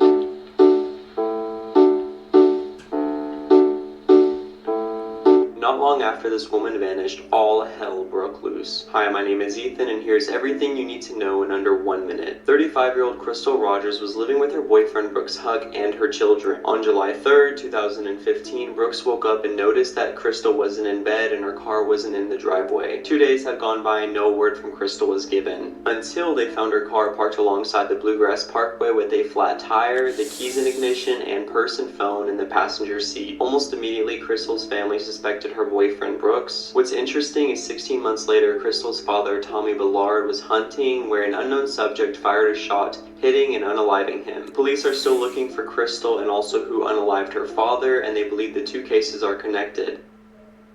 What do you guys think, Seekers? Weirdest kid toys ever, part 24. So next up we got some bubbles. And it's like a sword. You dip it in like the thing with all the bubble solution crap, and then blah blah blah, you blow your bubbles. But if you take a nice close look at the thing that holds the bubbles, it looks like a nice old dude. This is why I would never understand fraternities or hazing or anything of that nature. This guy right here, his name was Danny, and he was 18 years old, attending the University of Missouri, not knowing that this one particular fraternity hazing event would lead to his life being forever changed. Now, this happened in 2021, and he was forced to drink 1 liter of vodka by himself, and he was seen on CCTV footage being carried downstairs. This had happened after he was being forced to go into a thing of broken glass, leaving him basically in crutches. But this particular evening, he was caught on CCTV footage being carried around onto a couch on CCTV footage, and then he was being dragged into a car, and I think he fell out the car at one point. And then he was taken to the hospital. At this point, he was already in cardiac arrest by the time he had got to the hospital. He was in a coma for a long time. He finally was able to get out of the coma. Unfortunately, he lost his ability to see, brain function, and this is him now, y'all. This is so sad. Please do not let fraternity, hazing, or any of that kind of stuff affect your life, because this is crazy to me. Like, this is not hazing. This is torture. Creepy games from... She was spitting facts, man. Like I said, some of those hazings, they're not even hazing. They just shit seems like it's a torture scheme. Like people trying to do that to fit and be cool, man. I'm cool off that. When it gets too extreme, y'all got that. I'm out. I'm my own person, man. I'm not going through all that crazy crap just so a bunch of people I know can accept me. If you can't accept me for who I am, why would I want to be friends with you? From around the world, part 1. South Korea's The Elevator Game, which will supposedly take you to a whole nother dimension. The only thing you need for this game is an elevator, a building with 10 floors, and to be alone. So get in the elevator on the 1st floor, then push the 4th floor. Once you get to the 4th floor, don't get out. Push the 2nd floor. Once you get to the 2nd floor, push the 6th floor. Once you get to the 6th floor, push the 2nd floor. Once you get to the 2nd floor, push the 10th floor. Once you get to the 10th floor, push the 5th floor. That's when a woman may enter. Don't look at her, don't talk to her. Then push the 1st floor. If you start going up to the 10th floor, then you know it worked. Once you get to the 10th floor and get out, the woman may ask you, where are you going? Don't answer, but you'll know you've made it there because you're the only living thing there. But the hardest part isn't getting there, it's getting back. Imagine dropping your child at school. I won't be playing that. Day like any other. But instead of being called to pick her up, you're called to pick up her body. Here's what we know. On Wednesday, the 7th of August, after failing to return home after school, 16-year-old Devaney Null was reported missing. After a later police search of the Overberg High School premises, however, her body was discovered in a storage room. In the aftermath of the disturbing discovery, the school has been closed today, the 8th of August, and counseling services have been offered to both students as well as their parents. A murder case has also been opened, and the investigation has been transferred to the Provincial Serious and Violent Crimes Team. Anyone with information about the crime can contact Investigating Officer Leon, or alternatively the Crime Stop hotline.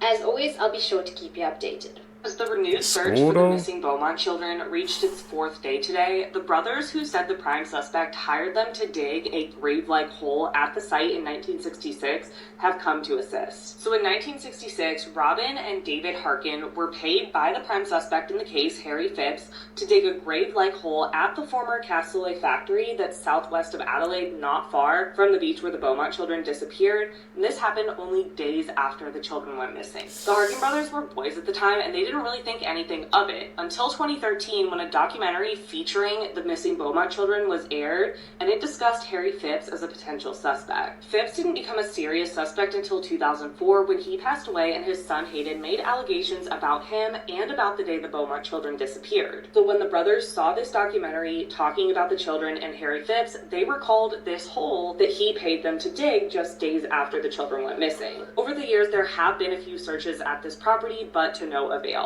But on Saturday, an excavation of the property was organized by independent MP Frank Pangalo.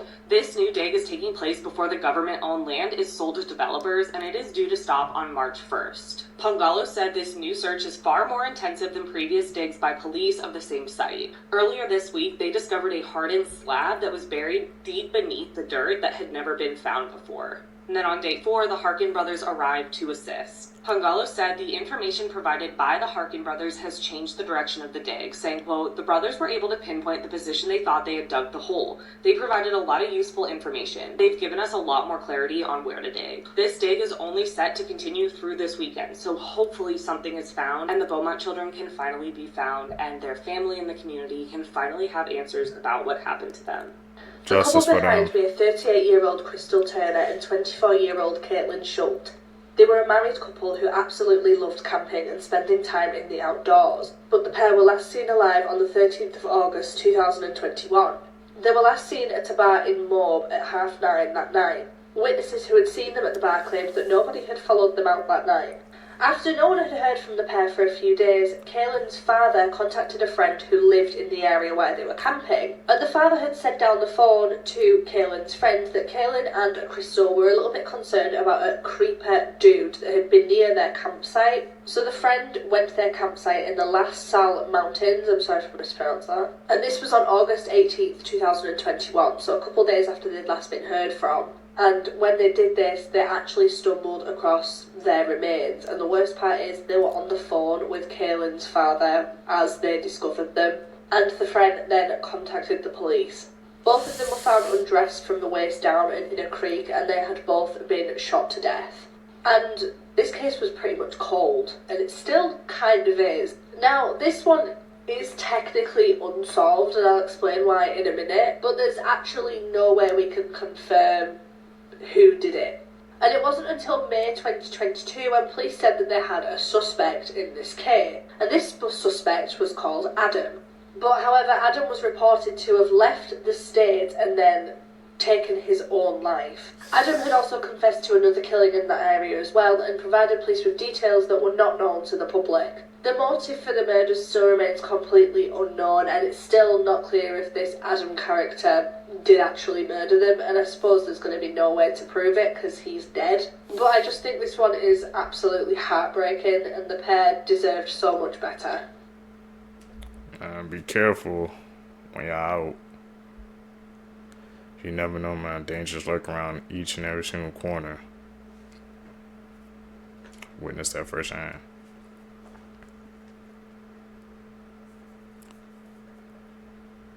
You know, if you're expert level seekers, man, you can see through all the edits.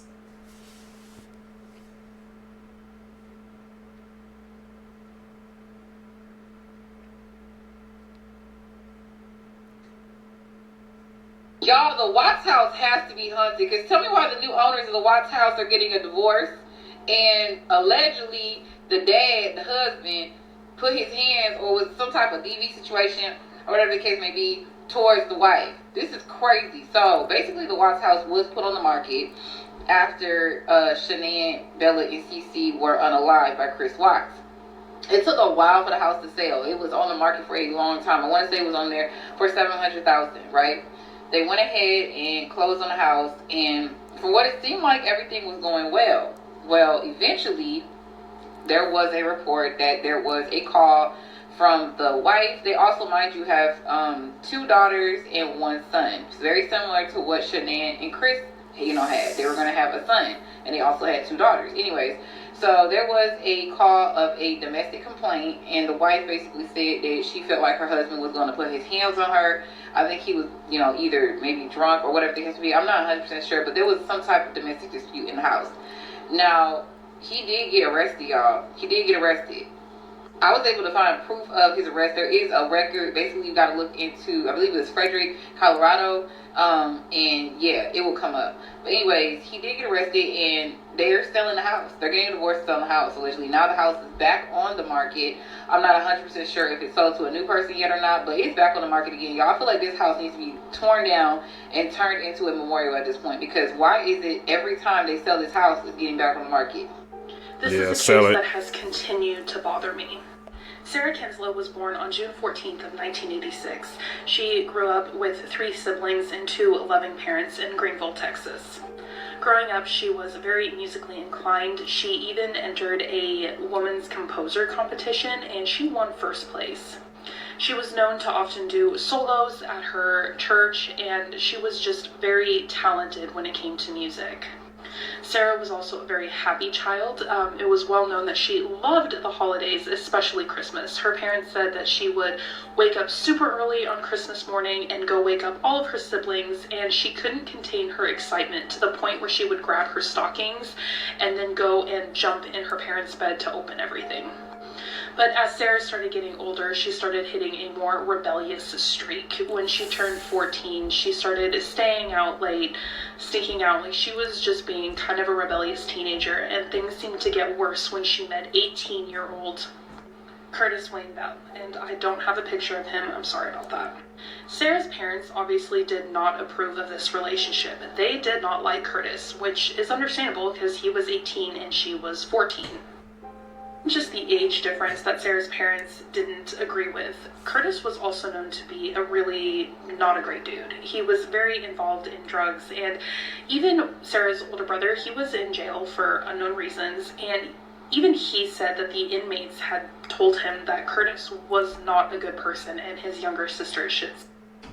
But this did not stop Sarah. In fact, this would lead to a lot of arguments in the home, and even one night Sarah started packing up all of her stuff, and she told her parents that one day she would be gone. On May 1st of 2001, Sarah went to school early that morning. Her dad dropped her off around 7:20. They wanted to go early because Sarah had plans to meet with some of her friends. Sarah's dad left and then went about his day. It wasn't until later when Sarah didn't return home from school, and then the school eventually calling saying that Sarah had never been at school, that her parents got worried. They started questioning her friends and asking all of them where Sarah was. None of them knew where she had gone because they had plans that day to skip school and go to a local cemetery, but Sarah had never shown up, according to her friends. It was after this that Sarah's family decided to report her missing, and at first she was considered a runaway, and her parents agreed that she probably ran away. And it wasn't until all of the friends agreed to take a polygraph test, and all of them failed, that things started to get strange. Now, polygraph tests are not that reliable, but still it is worth noting. That's when police brought in dogs, and the dogs did track Sarah's scent for 2 blocks, but then it disappeared, so they believe that Sarah got into a vehicle.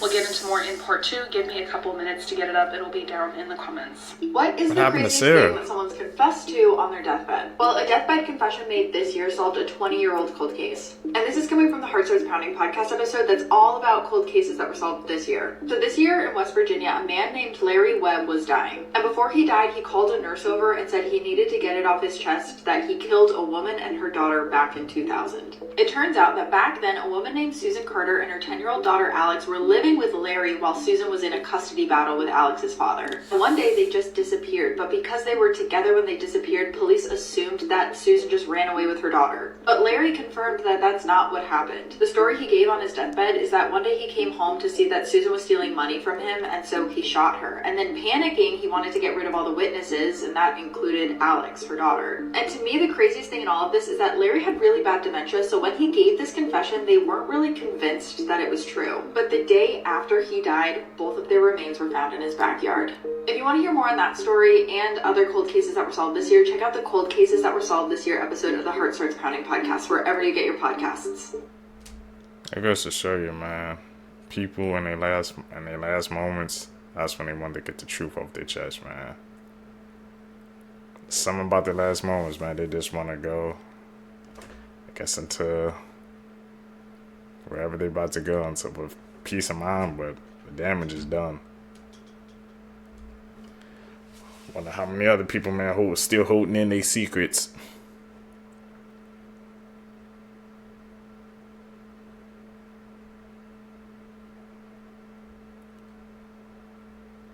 You know what that is. All day, every day.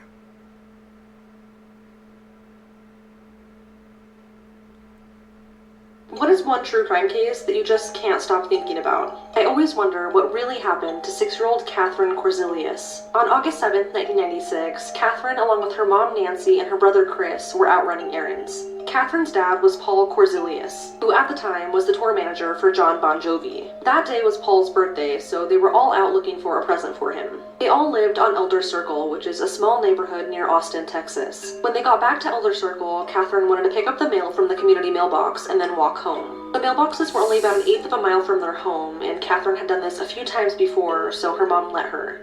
Catherine would take the shorter route home, while her mom and brother would take the longer route around Elder Circle. This way, they would be getting home at almost the same time. But once Nancy and Chris got home, with still no sign of Catherine, Nancy sent Chris to go and look for her. But when Chris couldn't find her, Nancy started searching for her by car. Within minutes, they found her laying in the middle of the road on Elder Circle. She was unconscious, but still breathing. According to Nancy, she didn't want to make her daughter lay on the hot pavement, so she picked her up and took her to the hospital. Little Catherine suffered from a fractured skull and never regained consciousness, and sadly, she died later that day. Authorities initially thought that Catherine was a victim of a hit and run, but certain things didn't add up. Where Catherine's body was found was in an unusual spot. Her mom last saw her walking towards their house, but her body was found a little over a mile away from their home in the opposite direction that she was supposed to have gone. Catherine's body was actually found along the route that her mom and brother took to get home, and the autopsy only deepened the mystery. The autopsy showed that Catherine didn't die from a hit and run. Along with her head injury, she also had abrasions on her left shoulder, lower back, right hip, and her knees. The ME found that Catherine had either jumped, fallen, or was thrown from a moving vehicle. One theory investigators came up with was that Catherine maybe tried to hold on to the back of her mom's car on the drive home, but fell off. This would explain the location of where her body was found. But her family did not believe this, so they hired a PI. The PI noted that it was a really hot summer day, and at the time, Catherine's left thumb was broken and in a splint, so it would have been really difficult for her to hold on to anything. And it's likely her mom would have seen her in the rearview mirror.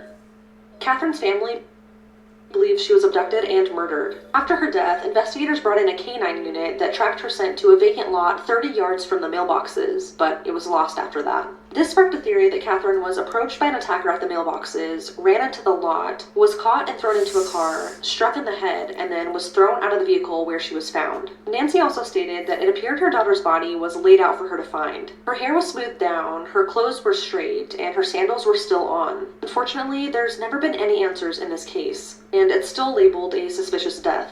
John Bon Jovi wrote a song dedicated to Catherine called August 7, 415. And sadly, in March of 2020, Catherine's brother Chris, who grew up to be a police officer, was tragically killed in a car accident. Man, it's a mysterious case. It used to be solved. Hello, true crimers. It's time for another episode of Coldest Cases by State. Today, South Dakota. Brr. So, this is the kind of strange case of Arnold Archambault and Ruby Bruguier. They were actually part of the Yankton Sioux tribe. They were a happy couple and they had just recently had a baby. And then a tragedy happened on December 11th, 1992.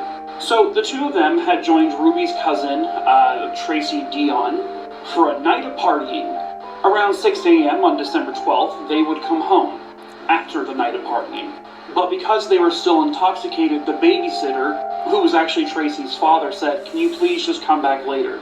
So they got back in the car. Arnold was driving the car. And just a few short minutes after they left the house, they would get involved in a car accident. The car had overturned. This is not the exact car, by the way. The witness would say that Arnold swerved because the road was icy, and then they flipped into this ditch. So this is when it gets kind of strange. Allegedly, Arnold is able to get out of the car, and he fled. Ruby then escapes the car, and she flees. Neither of them apparently help Tracy. When paramedics arrived to the accident, they were able to save Tracy. She was honest. She said, "We've been drinking. I have no idea where my friends went." Police would only speculate that because of DWI laws that maybe they fled because they were scared of being arrested. Their families, however, would say no, they wouldn't do that, especially not to their baby. They searched the woods, and they never found this couple. They literally just poofed into thin air. And they conducted these searches for months. They should have been somewhere in the area. This is a still image pulled from Unsolved Mysteries, where this case actually aired, the OG Unsolved Mysteries. So this isn't the real scene. But in March of 1993, about 3 months later, in the ditch just 75 feet away from where the car accident happened, was the decomposed body of Ruby Bruguier. The ditch had water in it, so the next day they pumped out the water, and in that same area they found the decomposed body of Arnold Archambault. It was only like 15-20 feet away from where Ruby was. You know what's stranger? He wasn't as badly decomposed as Ruby was. They also found a tuft of Ruby's hair at the crime scene, which is very odd. The autopsy would show they died of exposure. A witness said they saw Ruby and Arnold at a New Year's Eve party 3 weeks after the accident.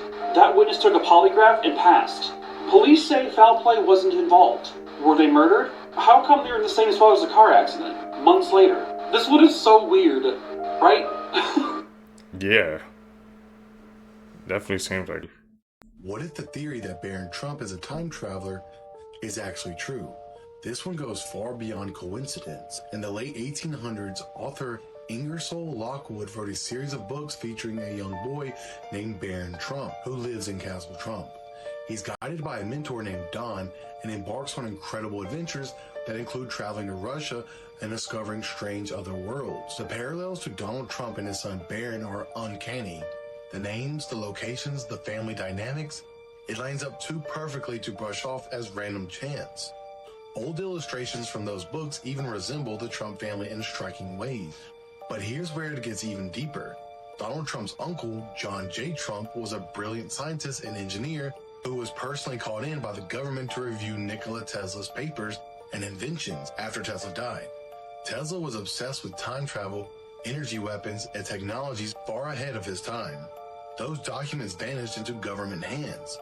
Now, if you connect the dots, advanced knowledge from Tesla's work, a family with eerie prophetic books written over a century earlier, and a son who seems to carry an otherworldly presence. Some researchers believe the Trump family has access to temporal technology or knowledge passed down through hidden channels, making Barron not just a regular kid, but someone operating from a different timeline. The more you look at the details, the harder it becomes to call it simple coincidence.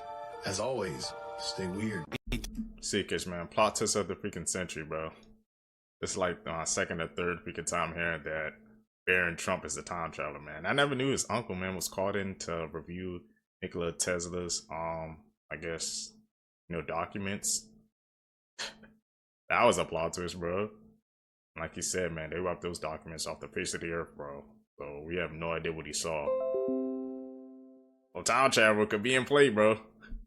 You never know. 26-year-old put up ads on the New York subways telling parents to have their best baby. His company scores embryos for $8,900. The founder's name is Kian Sadeghi. His company is called Nucleus Genomics, and his site is called pickyourbaby.com.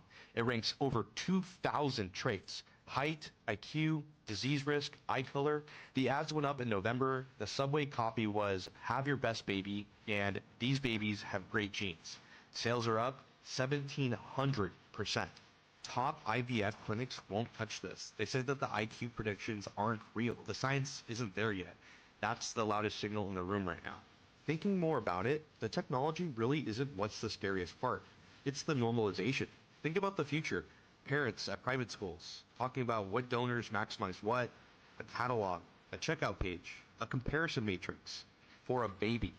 If you want to stay updated on more dystopian tech news, then sign up for my free newsletter through the link in my bio. As always, think about it, let me know what you think, and follow me. This UFO was observed for 22 minutes near the International Space Station. I think it was in 2020 or before.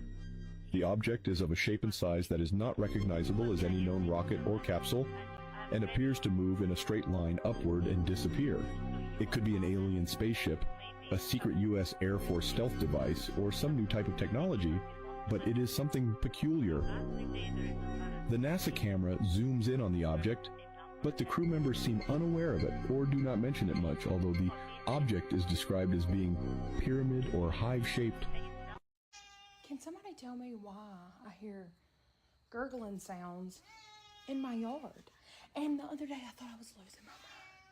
But you're going to be able to hear it, even on my phone. Just hold on just a minute. Okay. I'll let you hear it.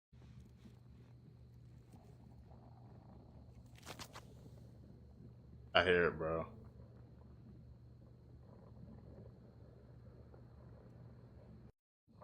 There's like a tunnel underneath?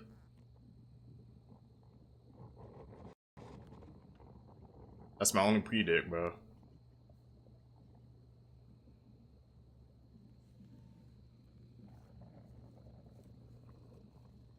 Underground I City. think that time has been sped up, and I think God has sped up time, because if he did not speed up time, then we all would be doomed. Did you guys hear that scientists have said that they have measured time, and in comparison to what time was before, time is now, like a minute is now 45 seconds, which means for every minute, 15 seconds we've lost. So I asked ChatGPT, if 45 seconds was a minute, how quickly would time go by? ChatGPT said that time would be moving 33% quicker, and what that would mean for a month would be that a 30-day month would pass in 22 and a half days. And so a month would feel like it ended a week sooner. The crazy thing about this is that when you continuously, if you say 2 months or 3 months, or you say a year, it's crazy. If you say a year, this would be about 274 days that a year would take. And a year takes, obviously, 365 days. But a year would finish about 91 days earlier. And some people find it hard to comprehend that if God is outside of time, then he can fast forward time from the outside because he is not in it. Similar to when you watch a movie, you are not in the movie, which means you can fast forward through the movie, you can rewind, you can do whatever you want, and the people in the movie will not be affected because they can't, like, they can't feel it, they can't see it, because you're doing it from the outside of time. They're just going to continue to do their script in real time. So God has sped up time. That is my belief. Also, do what you will with this type of information. This is Revelation 12:12, and it says that, therefore rejoice, ye heavens, and ye that dwell in them.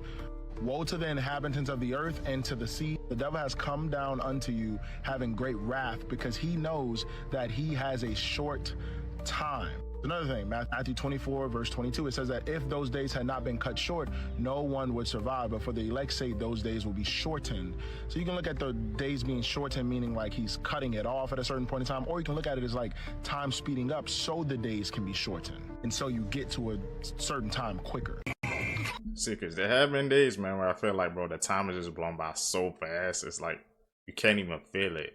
You look up, it's daylight. Look down, it's nighttime, bro. Tell me, have you guys been feeling that phenomenon, man? Of freaking time speeding up?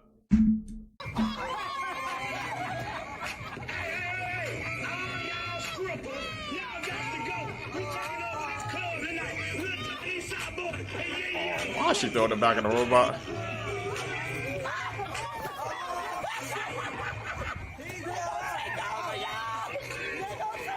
UFO disclosure is bringing lawmakers together. I don't know what the full truth is, but I know we're being lied to.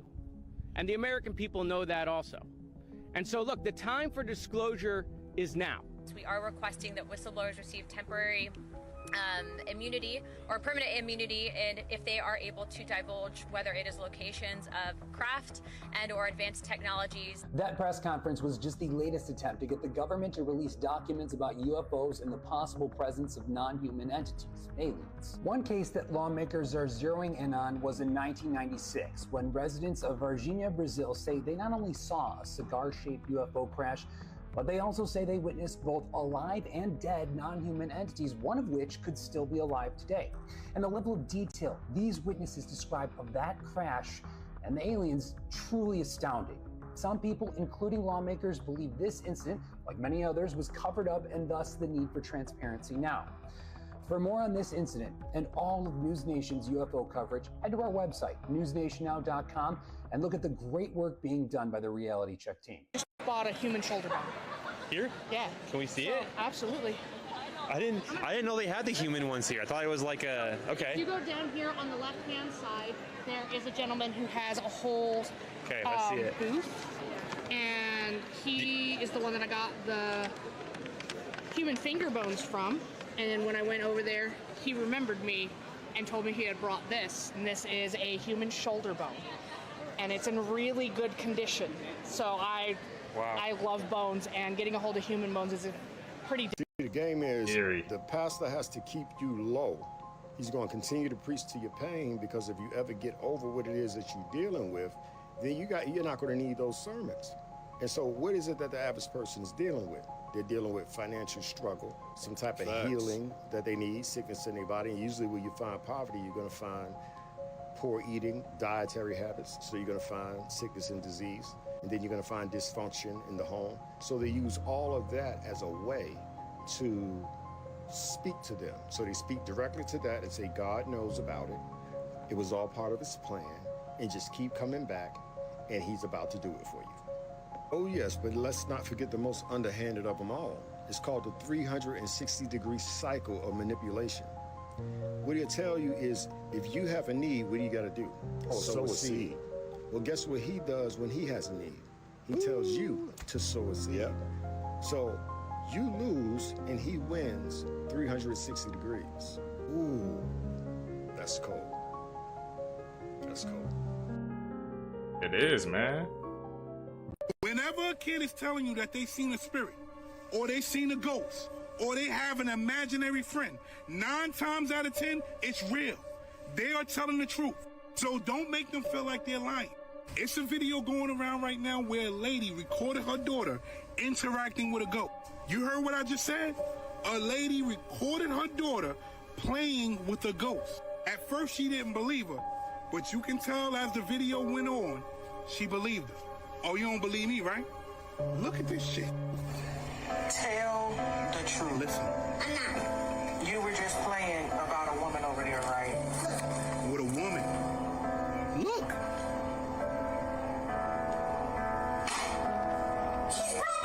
She sees something. Nevaeh, stop lying. But she ain't lying.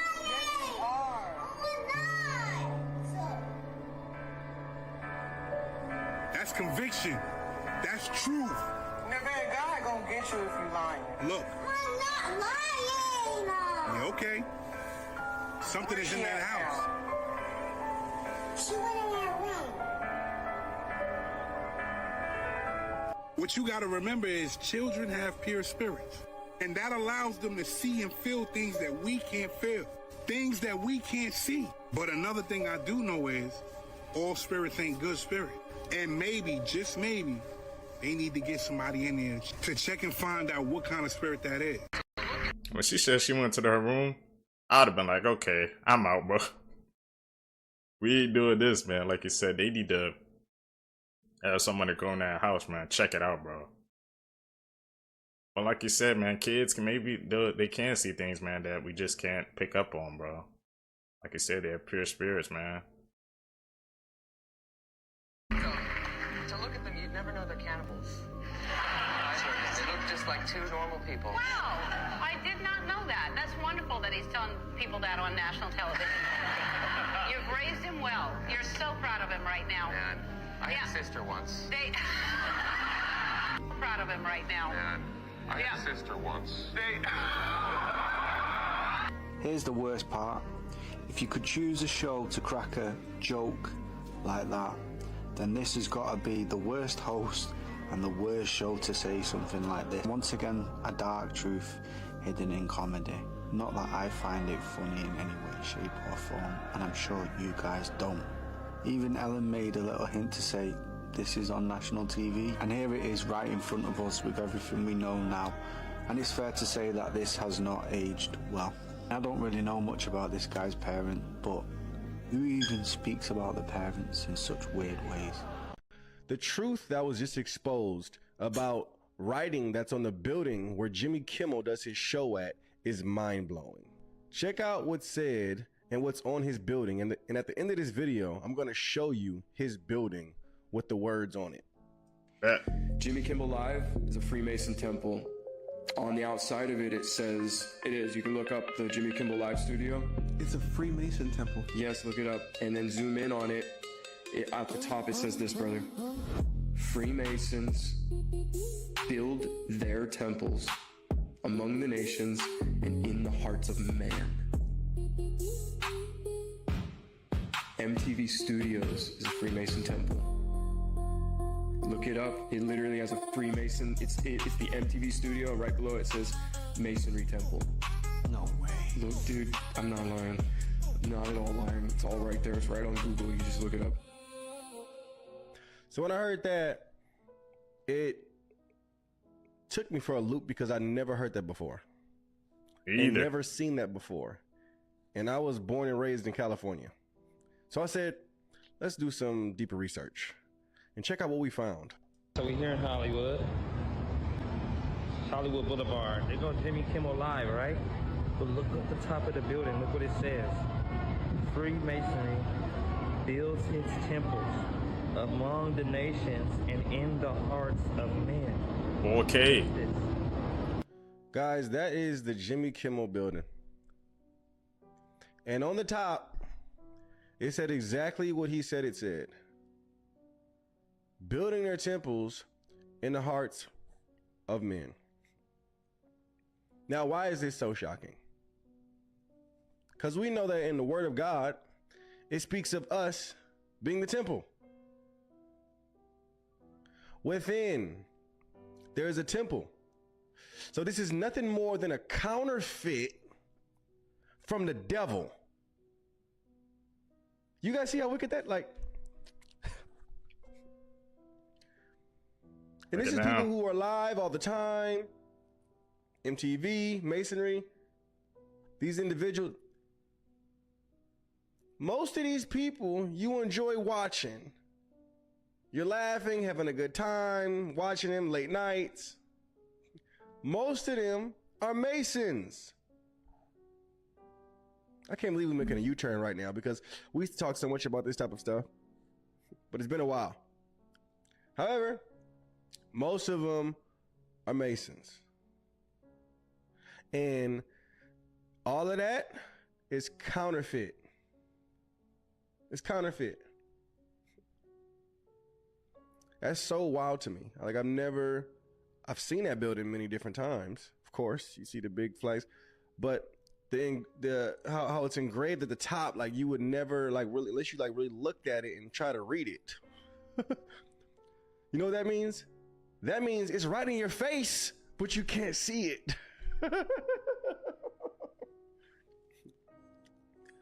So in all actuality, they're not hiding it. And that's how they do mostly everything they do. They'll put it right in your face in movies, on the radio, in music videos. So you can never say they didn't show you. Yep. They didn't tell you. No, we told you. We joked about it in the movie once, you know. We put it on the building. You didn't see it? Oh, we put it right in front of your face. You didn't. Pay attention. It was on a song. They were singing about it. You didn't hear it. You didn't see it. My people perish for lack of knowledge. Time to start understanding, people, what exactly we're dealing with. Because it's a spiritual war out there. It's a spiritual war out there. And if you don't understand that and you don't have discernment, you will be destroyed. Wake up.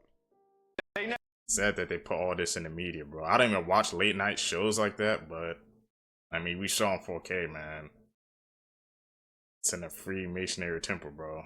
I had the banners, Jimmy Kimmel Live. Not Jimmy Kimmel, someone else, but You guys know, man, I really don't pay attention to night shows like that, but like you said, man, they're putting it in front of our faces so they can say, man, we never, y'all can't say we didn't tell y'all. It's right there, bro. You just didn't pay attention to it. Never told you it was venom. I didn't know it was venom. I looked it up. What kind of drug is this? Oh, it's a GLP-1 drug. What the hell does GLP-1 drug mean? Never heard that in my life. Holy crap, it comes from the venom of a lizard? I want to ask you, all of you at home, how many of you are convinced that you or your loved ones are overweight and diabetic because you have a Gila monster venom deficiency? And oh my God, God forgot to put enough of that damn Gila monster's venom in your body, and you ran out. Now you're fat and overweight and you're diabetic. So now you need to inject that venom inside your body every week, once a week. This is the insanity you live in. This is the deception you live in. Just because they called it Wegovy and Ozempic and said it was FDA approved, did I go, oh, it must be safe and effective. I don't know why these people's stomachs are being paralyzed and why they say they're going to develop cancer in their thyroid after a year. Really? Go look it up. I didn't know anything about this drug. It didn't even exist when I graduated school. How did I go on platforms like the Diamond and Silk Show the very next week? We bring this up, and I'm educating the whole world about this drug. And then everybody's calling me, wanting on their shows to talk about, oh my God, it's another drug made by Venom. This year's team departures might be the craziest we've seen yet. Brazil got their plane baptized with water cannons, which was used to signify a blessing for a safe and successful journey. Turkey had one of the largest convoys I think I've ever seen that drove behind the team buses all the way to the airport. Norway dressed up as Vikings for a team photo, captioning it, "Norway is coming." God damn, Holland's looking scary. Whereas Netherlands, they decided to dress up as distinguished gentlemen. And Italy didn't need to dress up at all. Croatia's national team attended mass together. Senegal had a presidential dinner on the pitch before they left. Spain and Portugal went all out with custom designs on their planes. Argentina not only changed their flight number to 1978 to signify that World Cup win, but also they painted number 10 on the tail to honor Messi's last tournament. Meanwhile, South Africa nearly missed out on the whole tournament after running into visa issues. But that was fortunately resolved after Ramaphosa danced for them. I'm kidding. Don't worry, they were greeted in Mexico by a whole-ass mariachi band. Oh, and Iran? Well, during their send-off ceremony in Tehran, crowds chanted death to America. This is gonna be fun. What have you done? Hey man, the World Cup, you know, it started, bro. Actually, I think USA and Paraguay played. USA won, man. Bro, this year's the World Cup, man. It's gonna be freaking huge this year. I'm about to say, yeah, this is Messi last tournament. You know, we got Cristiano Ronaldo, bro. Who y'all going for in the World Cup, man? Actually, tell me down below. And actually, does any of the Seekers actually watch the World Cup? It's one of the world's biggest sports, man. So, you guys know, man. So actually, some hidden messages may be in it. I definitely got tuned into that. Yeah. I lived for 2 weeks in the bottom of the sea. Oh, Jesus. The scariest thing I saw was one night I was taking a dump. So what you do is you don't take a tank, you just take your mask and your fins, and you just go down, and you have to swim, I don't know, it's like maybe 10, 15 feet, it's not that far. And there's what we call a gazebo, which is just a little dome. But as you're doing that, and you're in the pitch black Atlantic Ocean, 60 feet down, no scuba tank. At night. At night. With the sound of the ocean like lapping against the dome. And you're looking down and there's endless black, you know, just a black void. And you're thinking about every single scary, and I went down and I opened my eyes in my mask in the darkness with my flashlight, and I saw, like right in front of me, this huge eyeball. Like about the size, I don't know, of a saucer, you know, like this big, staring, unblinking right at me, and I freaked out. I just tore off for the pool, for the moon pool and the habitat. I jumped in there, I surfaced, I'm screaming, and my crew come running thinking I've been bit by a shark or something, and I'm like, giant fish. And what was it? It was a Goliath grouper. Oh my God. Yeah. Scared the living hell out of me.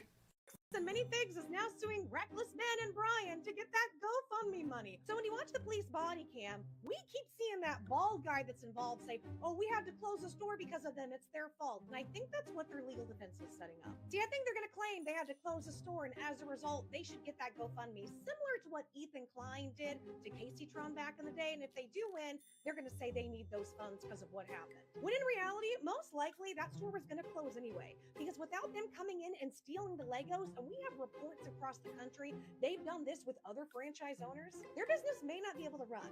Because I've been thinking about this. They must be the dumbest people in PR marketing, because why would you just not pay Ben, give some money to a charity, make good with Reckless Ben? Maybe it's because they can't. Maybe it's because they can't afford to, and the only way they can stay in business is to steal from people and do shady maneuvers like this legally. I would not be surprised if these people are so desperate for money, they're willing to ruin the company's reputation, because there really isn't a company. It can't really run successfully at this point without stealing. All right, let's see what they want in the God. No, man, I gotta start walking around with better posture, yo. I gotta start walking around like a Marine, because that ain't, what is that? Yeah, man, come on, no, God. That was really disturbing, bro. What the heck? His deck was like bent over. Like it was stuck, bro. Hey, man. There goes the posture, bro. Please, I guess. Keep it up shape, man. I don't want to end up like that, bro. Or get off the phone, bro. It looks like he was just glued to his phone, man. That really disturbed me. You said Sabrina Carpenter? Yeah, Sabrina Carpenter. There's all these old men around her. She was showing crazy eyes. I think it looked like they're putting her in an insane asylum. But then in the background, you zoomed in. There's all these pictures of these little children, like her as a little girl, looking like being like, wow, they're gonna put that in a music video, like flaunting, like almost like an MK Ultra. Like, I don't. What do you make of that? In the video you're talking about in particular, in the video, she's like this little girl who is like in her bedroom, and then there's these like 4 men who are wearing like business suits who are kind of controlling her almost as if she's like a human doll MK Ultra thing. And like you're saying, like her eyes start going crazy and spiraling, and then in the background where it's intercutting these images of her going crazy is like photos of her as a baby and tons of children on the walls of this video. And eventually in the video she ends up like in a straitjacket, and she's like trying to get out of it, and there's these like 4 businessmen like marionetting her. When you look into these artists, all of them have these connections that are usually tied in with like military or other like sometimes like religious affiliations. Ariana Grande, her mother is the CEO of a telecommunications company that makes the telecommunications systems for the Navy. Another example, right? Jack Black. Jack Black's mother was the woman who created the guidance systems for the Apollo 13 moon mission and then the Minutemen missiles that like the US uses. So it's always these really deep connections to like military. The governments want us to believe that the tall white aliens created us on this planet. They're going to come out and say, these are our gods. For the people that don't understand what's going on, I'm gonna make it really simple. This will be the new religion. Not Muslims, not Christians, not Buddhists, a worldwide religion. Why do you think this is going public right now? Every time we turn around, there's a new announcement. Another UFO, another alien, another UAP. They are terraforming our mind. This video is about to get a little dark and a little deep. Stay with me. Even if you open up your Bible, you can see them speaking about the Pleiadians. The Pleiadians, called Kama in Hebrew, often translate as the 7 stars because they are known as the 7 sisters. You can go outside when it get dark and look up and you will see the 7 stars. But they're going to come out and say they created us. No, that's not true. They did not create us. They gave us their system. Remember the 7 star constellation, the 7 days of the week, 7 days of Kwanzaa, lucky number 7, the 7 chakras. Anything that's dealing with number 7, it came from them. But they didn't create us. They created the system. Remember in Germany when they was trying to make the perfect race? Well, the person that was in control back in those days, they were in contact with the blue-eyed, tall, white aliens. I'm not saying all Pleiadians are bad. That's not true. But I want people to understand that we really went to war with them. Not only did we go to war, we lost. Just remember, everything is hidden in the language. When you look at their names, Pleiadian, it's coming from us. Because when we lost the war, we took a plea and we had to plead with them. So they gave us their system. We are really dealing with the war that took place in heaven. If you look at the pyramids in Giza, they are aligned with Orion's belt. No accident, no mistake, a deep message they was trying to tell us. Some people want to say we are in the last days. I guess you could say that, because the war that took place in the heavens is now taking place right now. Orion is the mystery. Started with the felines, or if you go back and watch Men in Black, they show you that they have Orion's belt around the cat neck. The people that control this world have no choice but to tell you what's coming, because it's about to be an eye-opener for all of us. Even if this shit is closed right here, you will still see. If you want to know more, you can read my ebook, link in the bio.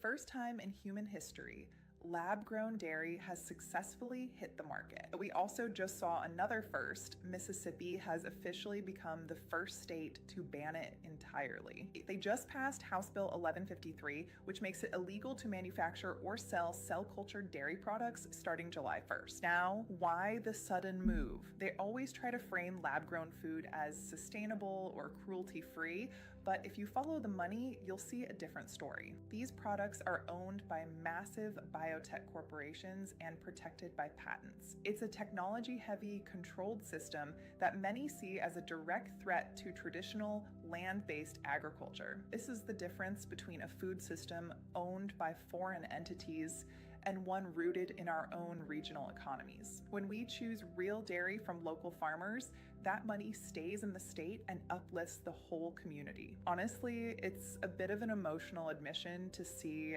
a state finally take a stand for food sovereignty. Farmers lose when biotech wins. We need to decide if we want our milk coming from a cow on a pasture or a petri dish in a lab. You know what team I am? All natural, bro. Why did that even... Why is Mississippi the only state that even banned it? I feel like everybody should be behind that. I wonder if we can lab-grown dairy products, lab-grown milk. They literally just keep creating new things in the lab, man. That's crazy, bro. We team natural over here, bro. Support y'all local farmers, seekers. Sounds coming from underneath the Nevada desert are not supposed to be there, as something that should not be alive has been found screaming from below, and it knows where we are. People were terrified after a man dropped his phone into a boiling pit in the middle of the Nevada desert where the liquid reaches 200 degrees, hot enough that nothing from this earth can survive it, and yet something down there was trying to lure others by saying, "Help me," over and over. Haunting reports show the Book of Enoch warns of an abyss sealed deep in the earth with smoke pouring out of it, where something was chained and never meant to be released. And if it ever is, it might be the end of everything. And this might be exactly what is happening right now. But it gets much worse as the boiling liquid is being pushed up from below with so much force that it rises above the desert floor, and many are warning that whatever was sealed down there is no longer staying there. Scientists say the sounds are most likely gas escaping through the caverns underground. Are you guys ready for another fun fact? If you're ever experiencing any type of physical pain anywhere in your body, you don't need a painkiller. All you have to do is repeat the number sequence 55515. It's a quantum code. So sit with the pain, feel into it, feel where it's coming from, and repeat that code because it sends a signal from your brain to that area to reduce pain. Basically have an aimbot in my head. So, that's crazy. Yeah, they'll probably have like different leagues for people like me because it's just not fair. Wow, is it that accurate? It's that accurate, and it's faster. One thing that I found with the Neuralink is something that kind of blew my mind too, is that when I'm attempting to do stuff sometimes, or I'm thinking it to like move in a certain place, sometimes it's so good that it's moving before I even like think it to move. It's almost like if you think about moving your hand, the signal is basically already being sent before you move your hand.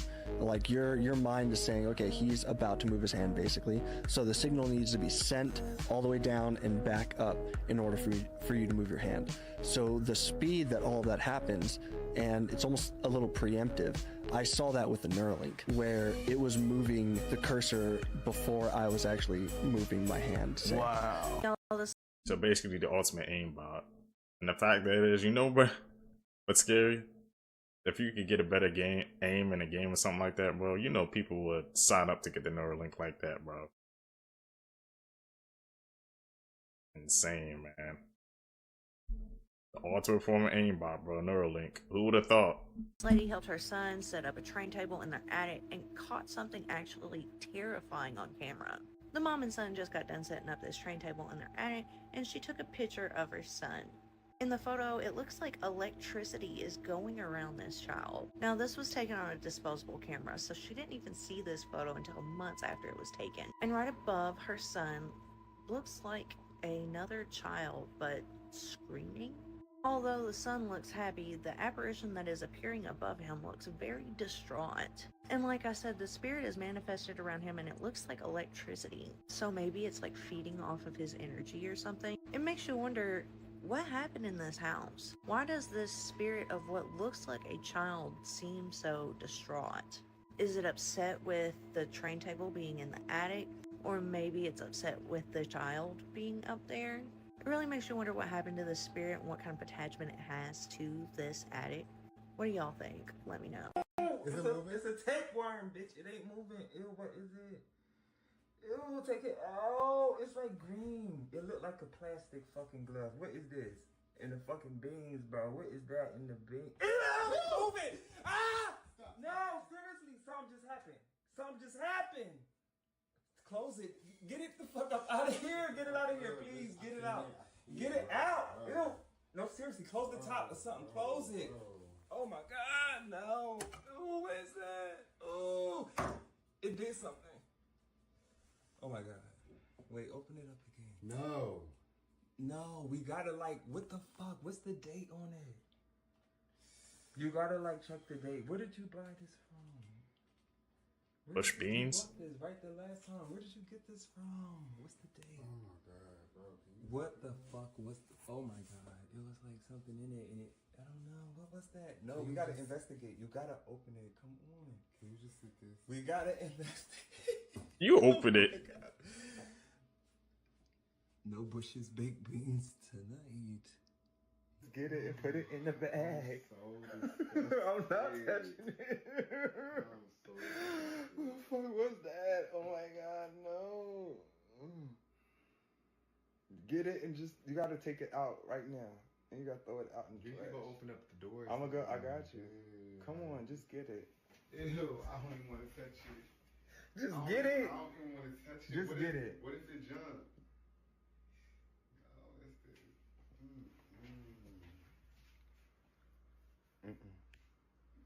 Now, if this ain't prophecy over here, then I don't know what is.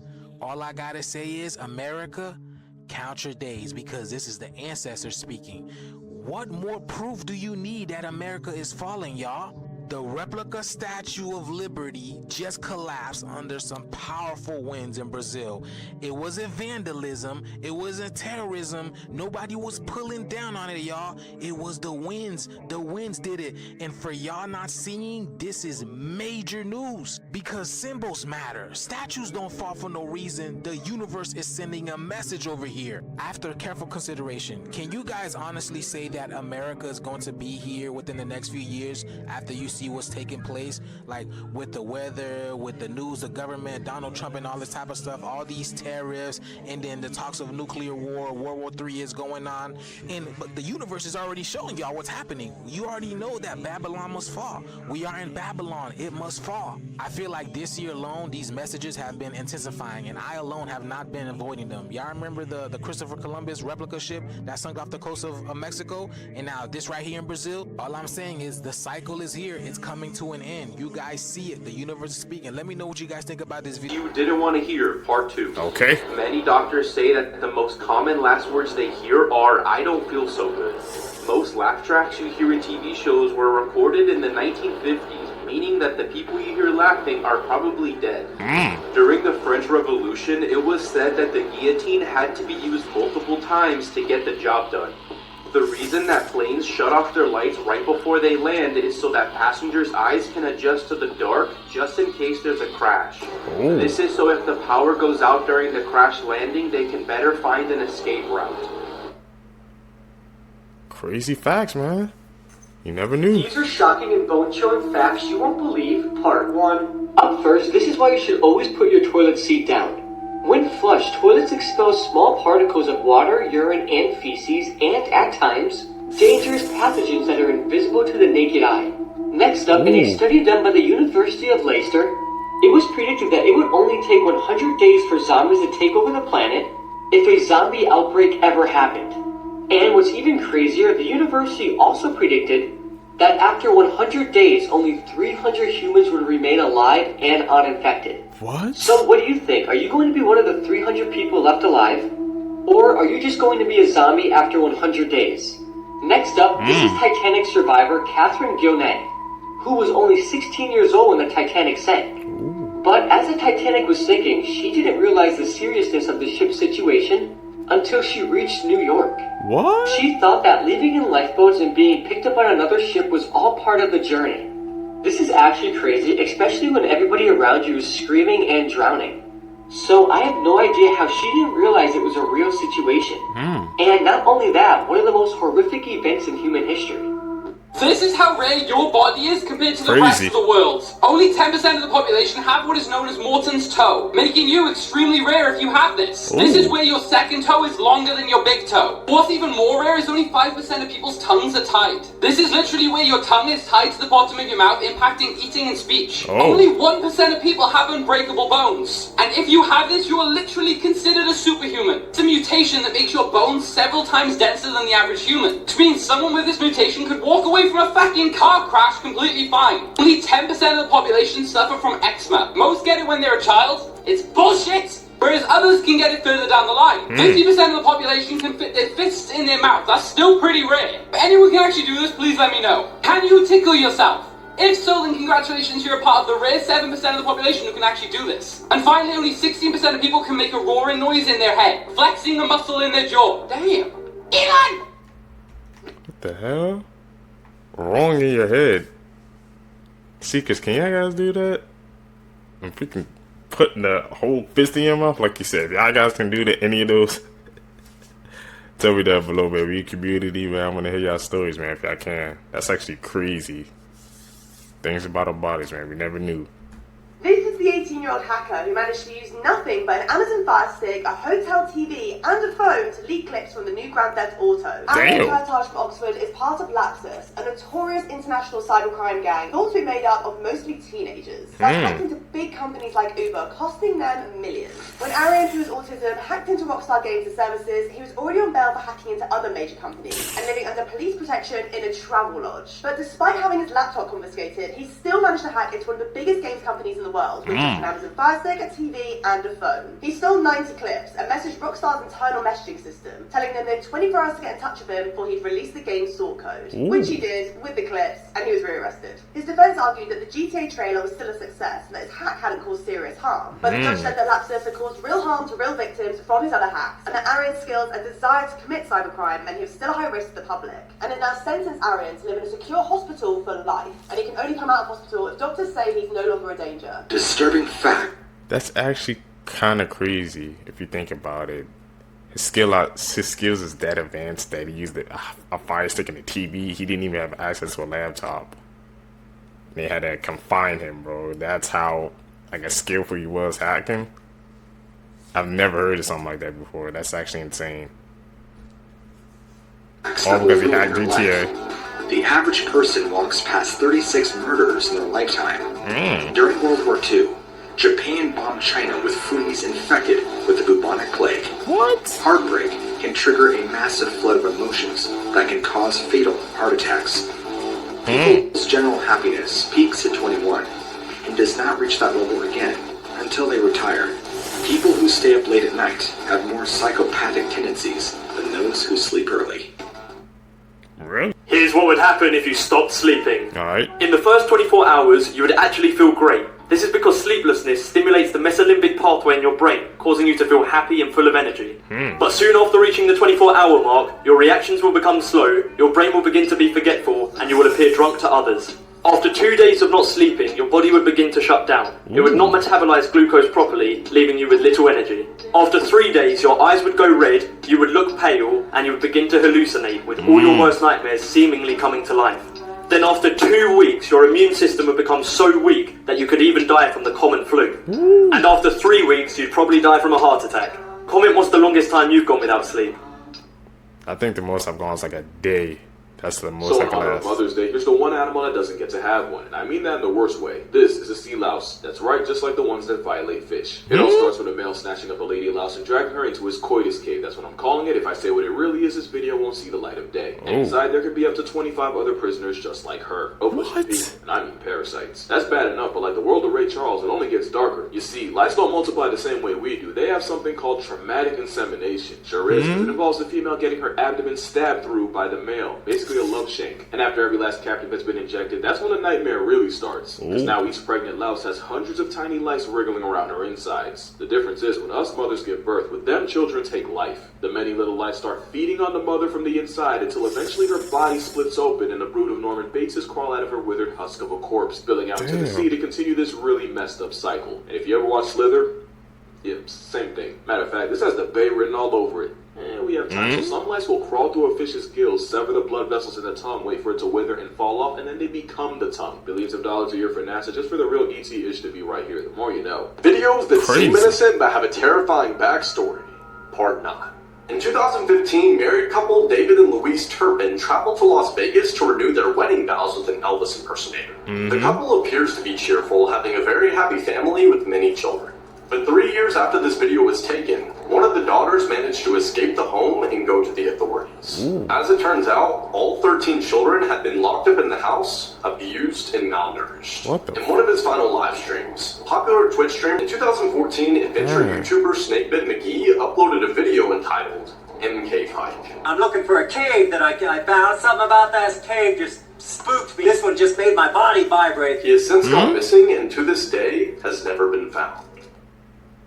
Well, what he found in that cave? We've seen those clips before, man. The absolute worst ways people have died, Part 7. Octavia Hatcher. In 1889, she was married to James Hatcher, and a couple of years later they had a son together who died shortly after birth. Then she developed depression. She soon fell ill, slipped into a coma, and died. But suddenly, other people in town were falling ill and going into comas. James wanted to know if his wife died from this illness or depression, so he dug up her grave. Inside, he found part of the casket destroyed and had nails on the ground with blood. She had an expression of pure fear. Octavia Hatcher was buried alive.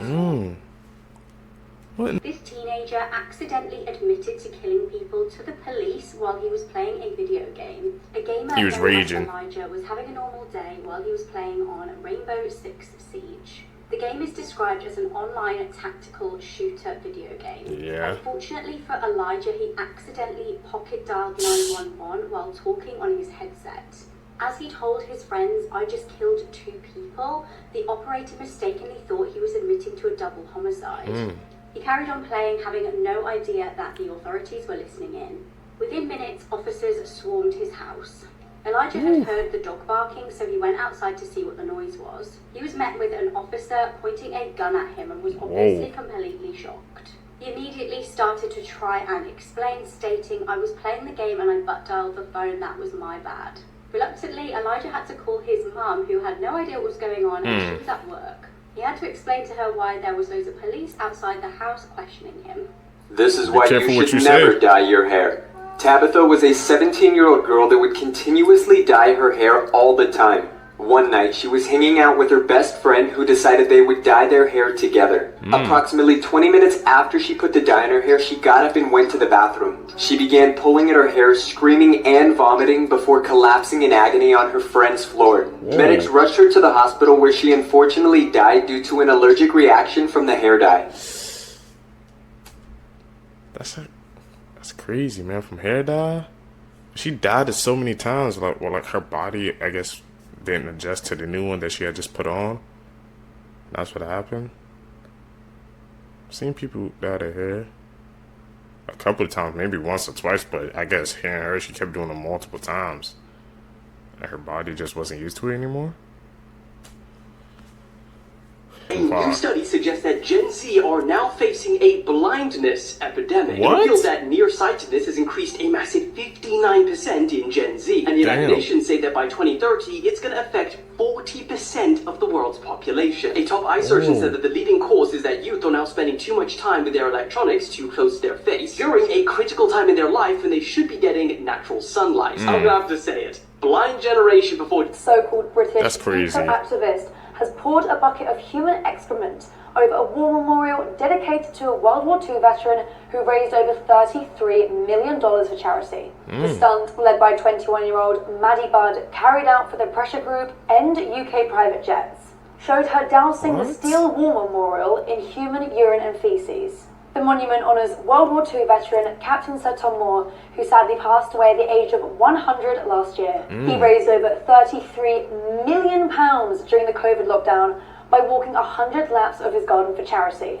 Hailed as a national hero and honoured with a knighthood by Her late Majesty the Queen, his memorial was disgustingly and appallingly defaced under the pretence of activism. Medical school dropout has since been arrested and charged with suspected criminal damage. Budd tried to justify her actions by saying that every time a private jet takes off, it pours and blood onto everything that Sir Captain Moore stood for. I'm not sure we completely agree with that. Her father, Jim Budd, said she had gone rogue after she dropped out of medical school, becoming a full-time eco-warrior, also adding he felt sick and was ashamed of his daughter and her actions. Many have flocked to Twitter to express their disgust over the protest, saying that Budd has thrown a lot more away than just the contents of that bucket. What do you guys think? Activism can be really progressive, but when it involves vandalising a war memorial, that crosses a firm line. What do you guys think? If I was not to an animal escaped, I would feel infinitely safer if that animal was a tiger, a bear, or a gorilla. Gorilla, my bad, no ER, don't send me to one. Than if it was a bunch of baboons. Baboons are underrated and not in a positive way. This Miles Monkey's proof that animals are as vegetarian as their options, and baboons will pack up literally anything that doesn't inspire them first. I knew baboons were one of the ones when I found out they'll rush a gazelle that's just given birth just to eat the baby alive the same way you might eat a chicken wing. Sometimes they'll get bold and break into farms to murk sheep and goats. Matter of fact, baboons are a known predator of vervet monkeys, because Miles monkeys don't discriminate, anyone can get it. I literally couldn't even show you the picture if I wanted to. You know they're on time when you find out. Sometimes they'll run into chimps and bully them. Turn a chimp to a pansy. Hope you had a plan B. See, you thought shit was sweet. No candy. They live in groups called troops. You run a fade with one, you get smoked by the whole hood. That's a leopard with a life lesson. They'll even give the lap track of the savannah something to cry about. Now, but by far the most nefarious thing they do, so basically a lot of animals like impala and antelope will use baboons as alarm calls against predators. So if they hear a baboon broadcast, they know to do the dash. Baboons figure this out and we're like, the only safe line is a fed line, and fed is exactly how they operate. They will watch lions plot on prey, and not only will they not warn them with the alarm, they'll even get on the ground and stroll around and give the gazelle or whoever a false sense of security. So the antelope gets murked, the lions get fed, and the backdoor baboon gets diplomatic immunity. Yeah, baboons are one of them. Oh, and they carjack people. Man hasn't pooped in 19 years, but when he finally did, you won't believe what unfolded. 16-year-old Paul was a lively kid, but always faced ridicule at school because he had never pooped in his life. His classmates dubbed him a weirdo. Paul's parents believed he was a blessing from God, a cut above the rest, but he didn't share that sentiment. Paul didn't want to be treated differently. Once he sneaked into the restroom to try and poop. He exerted all his strength, but nothing came out. Eventually, he passed out from straining too hard. Paul grew more and more self-conscious, but at the age of 22, something bizarre happened all of a sudden. Paul's belly began to swell, and it was expanding at a visibly rapid pace every day. His abdomen also started to ache. At this point, He knew he had to see a doctor. The doctor had never seen such a case and immediately arranged various tests for Paul. During the wait, Paul already felt intense agony. The doctor first gave him painkillers, which alleviated it a bit. An hour later, the test results were not promising. Soon after, Paul was rushed into the emergency surgery room. You won't believe what they extracted from his body. Scarlett Johansson He actually made left money off shocked, that. angered, and in disbelief over ChatGPT's new voice Sky that allegedly sounds just like her. Hello, I'm here. So if an AI chatbot sounded eerily like you, could you do anything about it? Let's go back 9 months, when Scarlett says she was approached by OpenAI's CEO, Sam Altman. In a statement, she claims that Sam wanted to use her voice to make people feel comfortable with AI, but she declined. Fast forward to now, and she's discovered Sky, whose voice is so similar that her closest friends couldn't even tell the difference. Scarlett even alleges that it was intentional, because Sam tweeted the single word her, possibly referencing the movie where she voiced an AI assistant. Now, OpenAI has suspended Sky, and it's denied that the company intentionally copied Scarlett, but it's opening up a conversation online about individual rights, deepfakes, and ownership of our own identities. Very much like when Taylor Swift found herself targeted by AI photo-generated controversy. But Scarlett now wants legislation to protect ourselves. I gotta agree with her on that. I mean, people just think they could just take your image and likeness and just use it for any and everything. It's like, the thing is, she declined it, and he still went ahead and used it anyway, man. So there has to be some sort of, I guess, actions, right, for him, because she said no, and he still did it anyway. But since he's the company of the CEO of freaking OpenAI, you know nothing ain't gonna happen. That's insane, man. That's why we gotta be careful using these AI programs, because once we upload ourselves to that system, it's over. They have our image and likeness, and they can do whatever they want with it. The hell is that? Unless you want your own Twitter hashtag, never do what he did. Trust me, you're gonna want to favorite this video so you never end up in this situation. You, my friend, have just caught death itself. The giant hornet. This hornet will come after you in the morning, and by the evening it will own your house, your family, and even your mortgage. What? Why am I so concerned by this person's well-being? Well, let's start with the fact that these have photographic memories, and you have caught it in a plastic see-through cup. You have the desire to meet your ancestors. Now, a sting from one of these is about as nasty as it looks. Described as hot metal being poured into your body. And not only that, they can spray venom too. They don't just have to sting you. I'm sure everyone thinks, no, this isn't a wasp without a couple protein shakes. Want to know what these hornets do for fun? They raid beehives, and they completely Thanos everything inside of that nest. They can fly up to 25 miles per hour. He can only run 27. To pray for him in the comments. Yo, Those murder hornets, man. They do come after you, man. Even regular hornets too. If you take out one of them, it's like a whole swarm of them will just come after you, man. So you gotta be careful when you fighting some hornets. I've seen that happen, man. I've heard stories about that as well, actually. So be careful, man, when you fighting those hornets. Crazy facts, man. Crazy clips we learned today. Seekers, if you guys stay with me to the end of the video, you're a true seeker, you're seeking the truth. I really appreciate the support, man. Like I said, guys, hit that subscribe button, hit that like button, man. Hit that post notification bell so we can get pushed into this algorithm. We can find more seekers, man. We can just take off and grow. Like I said, hopefully you guys enjoying these daily videos I'm uploading for you guys. I'm enjoying the process, man. Like I said, we're still gonna get better with each and every video. Tell me what I can do better, man. Like I said, I'm always open to criticisms. I'm out. Peace, YouTube.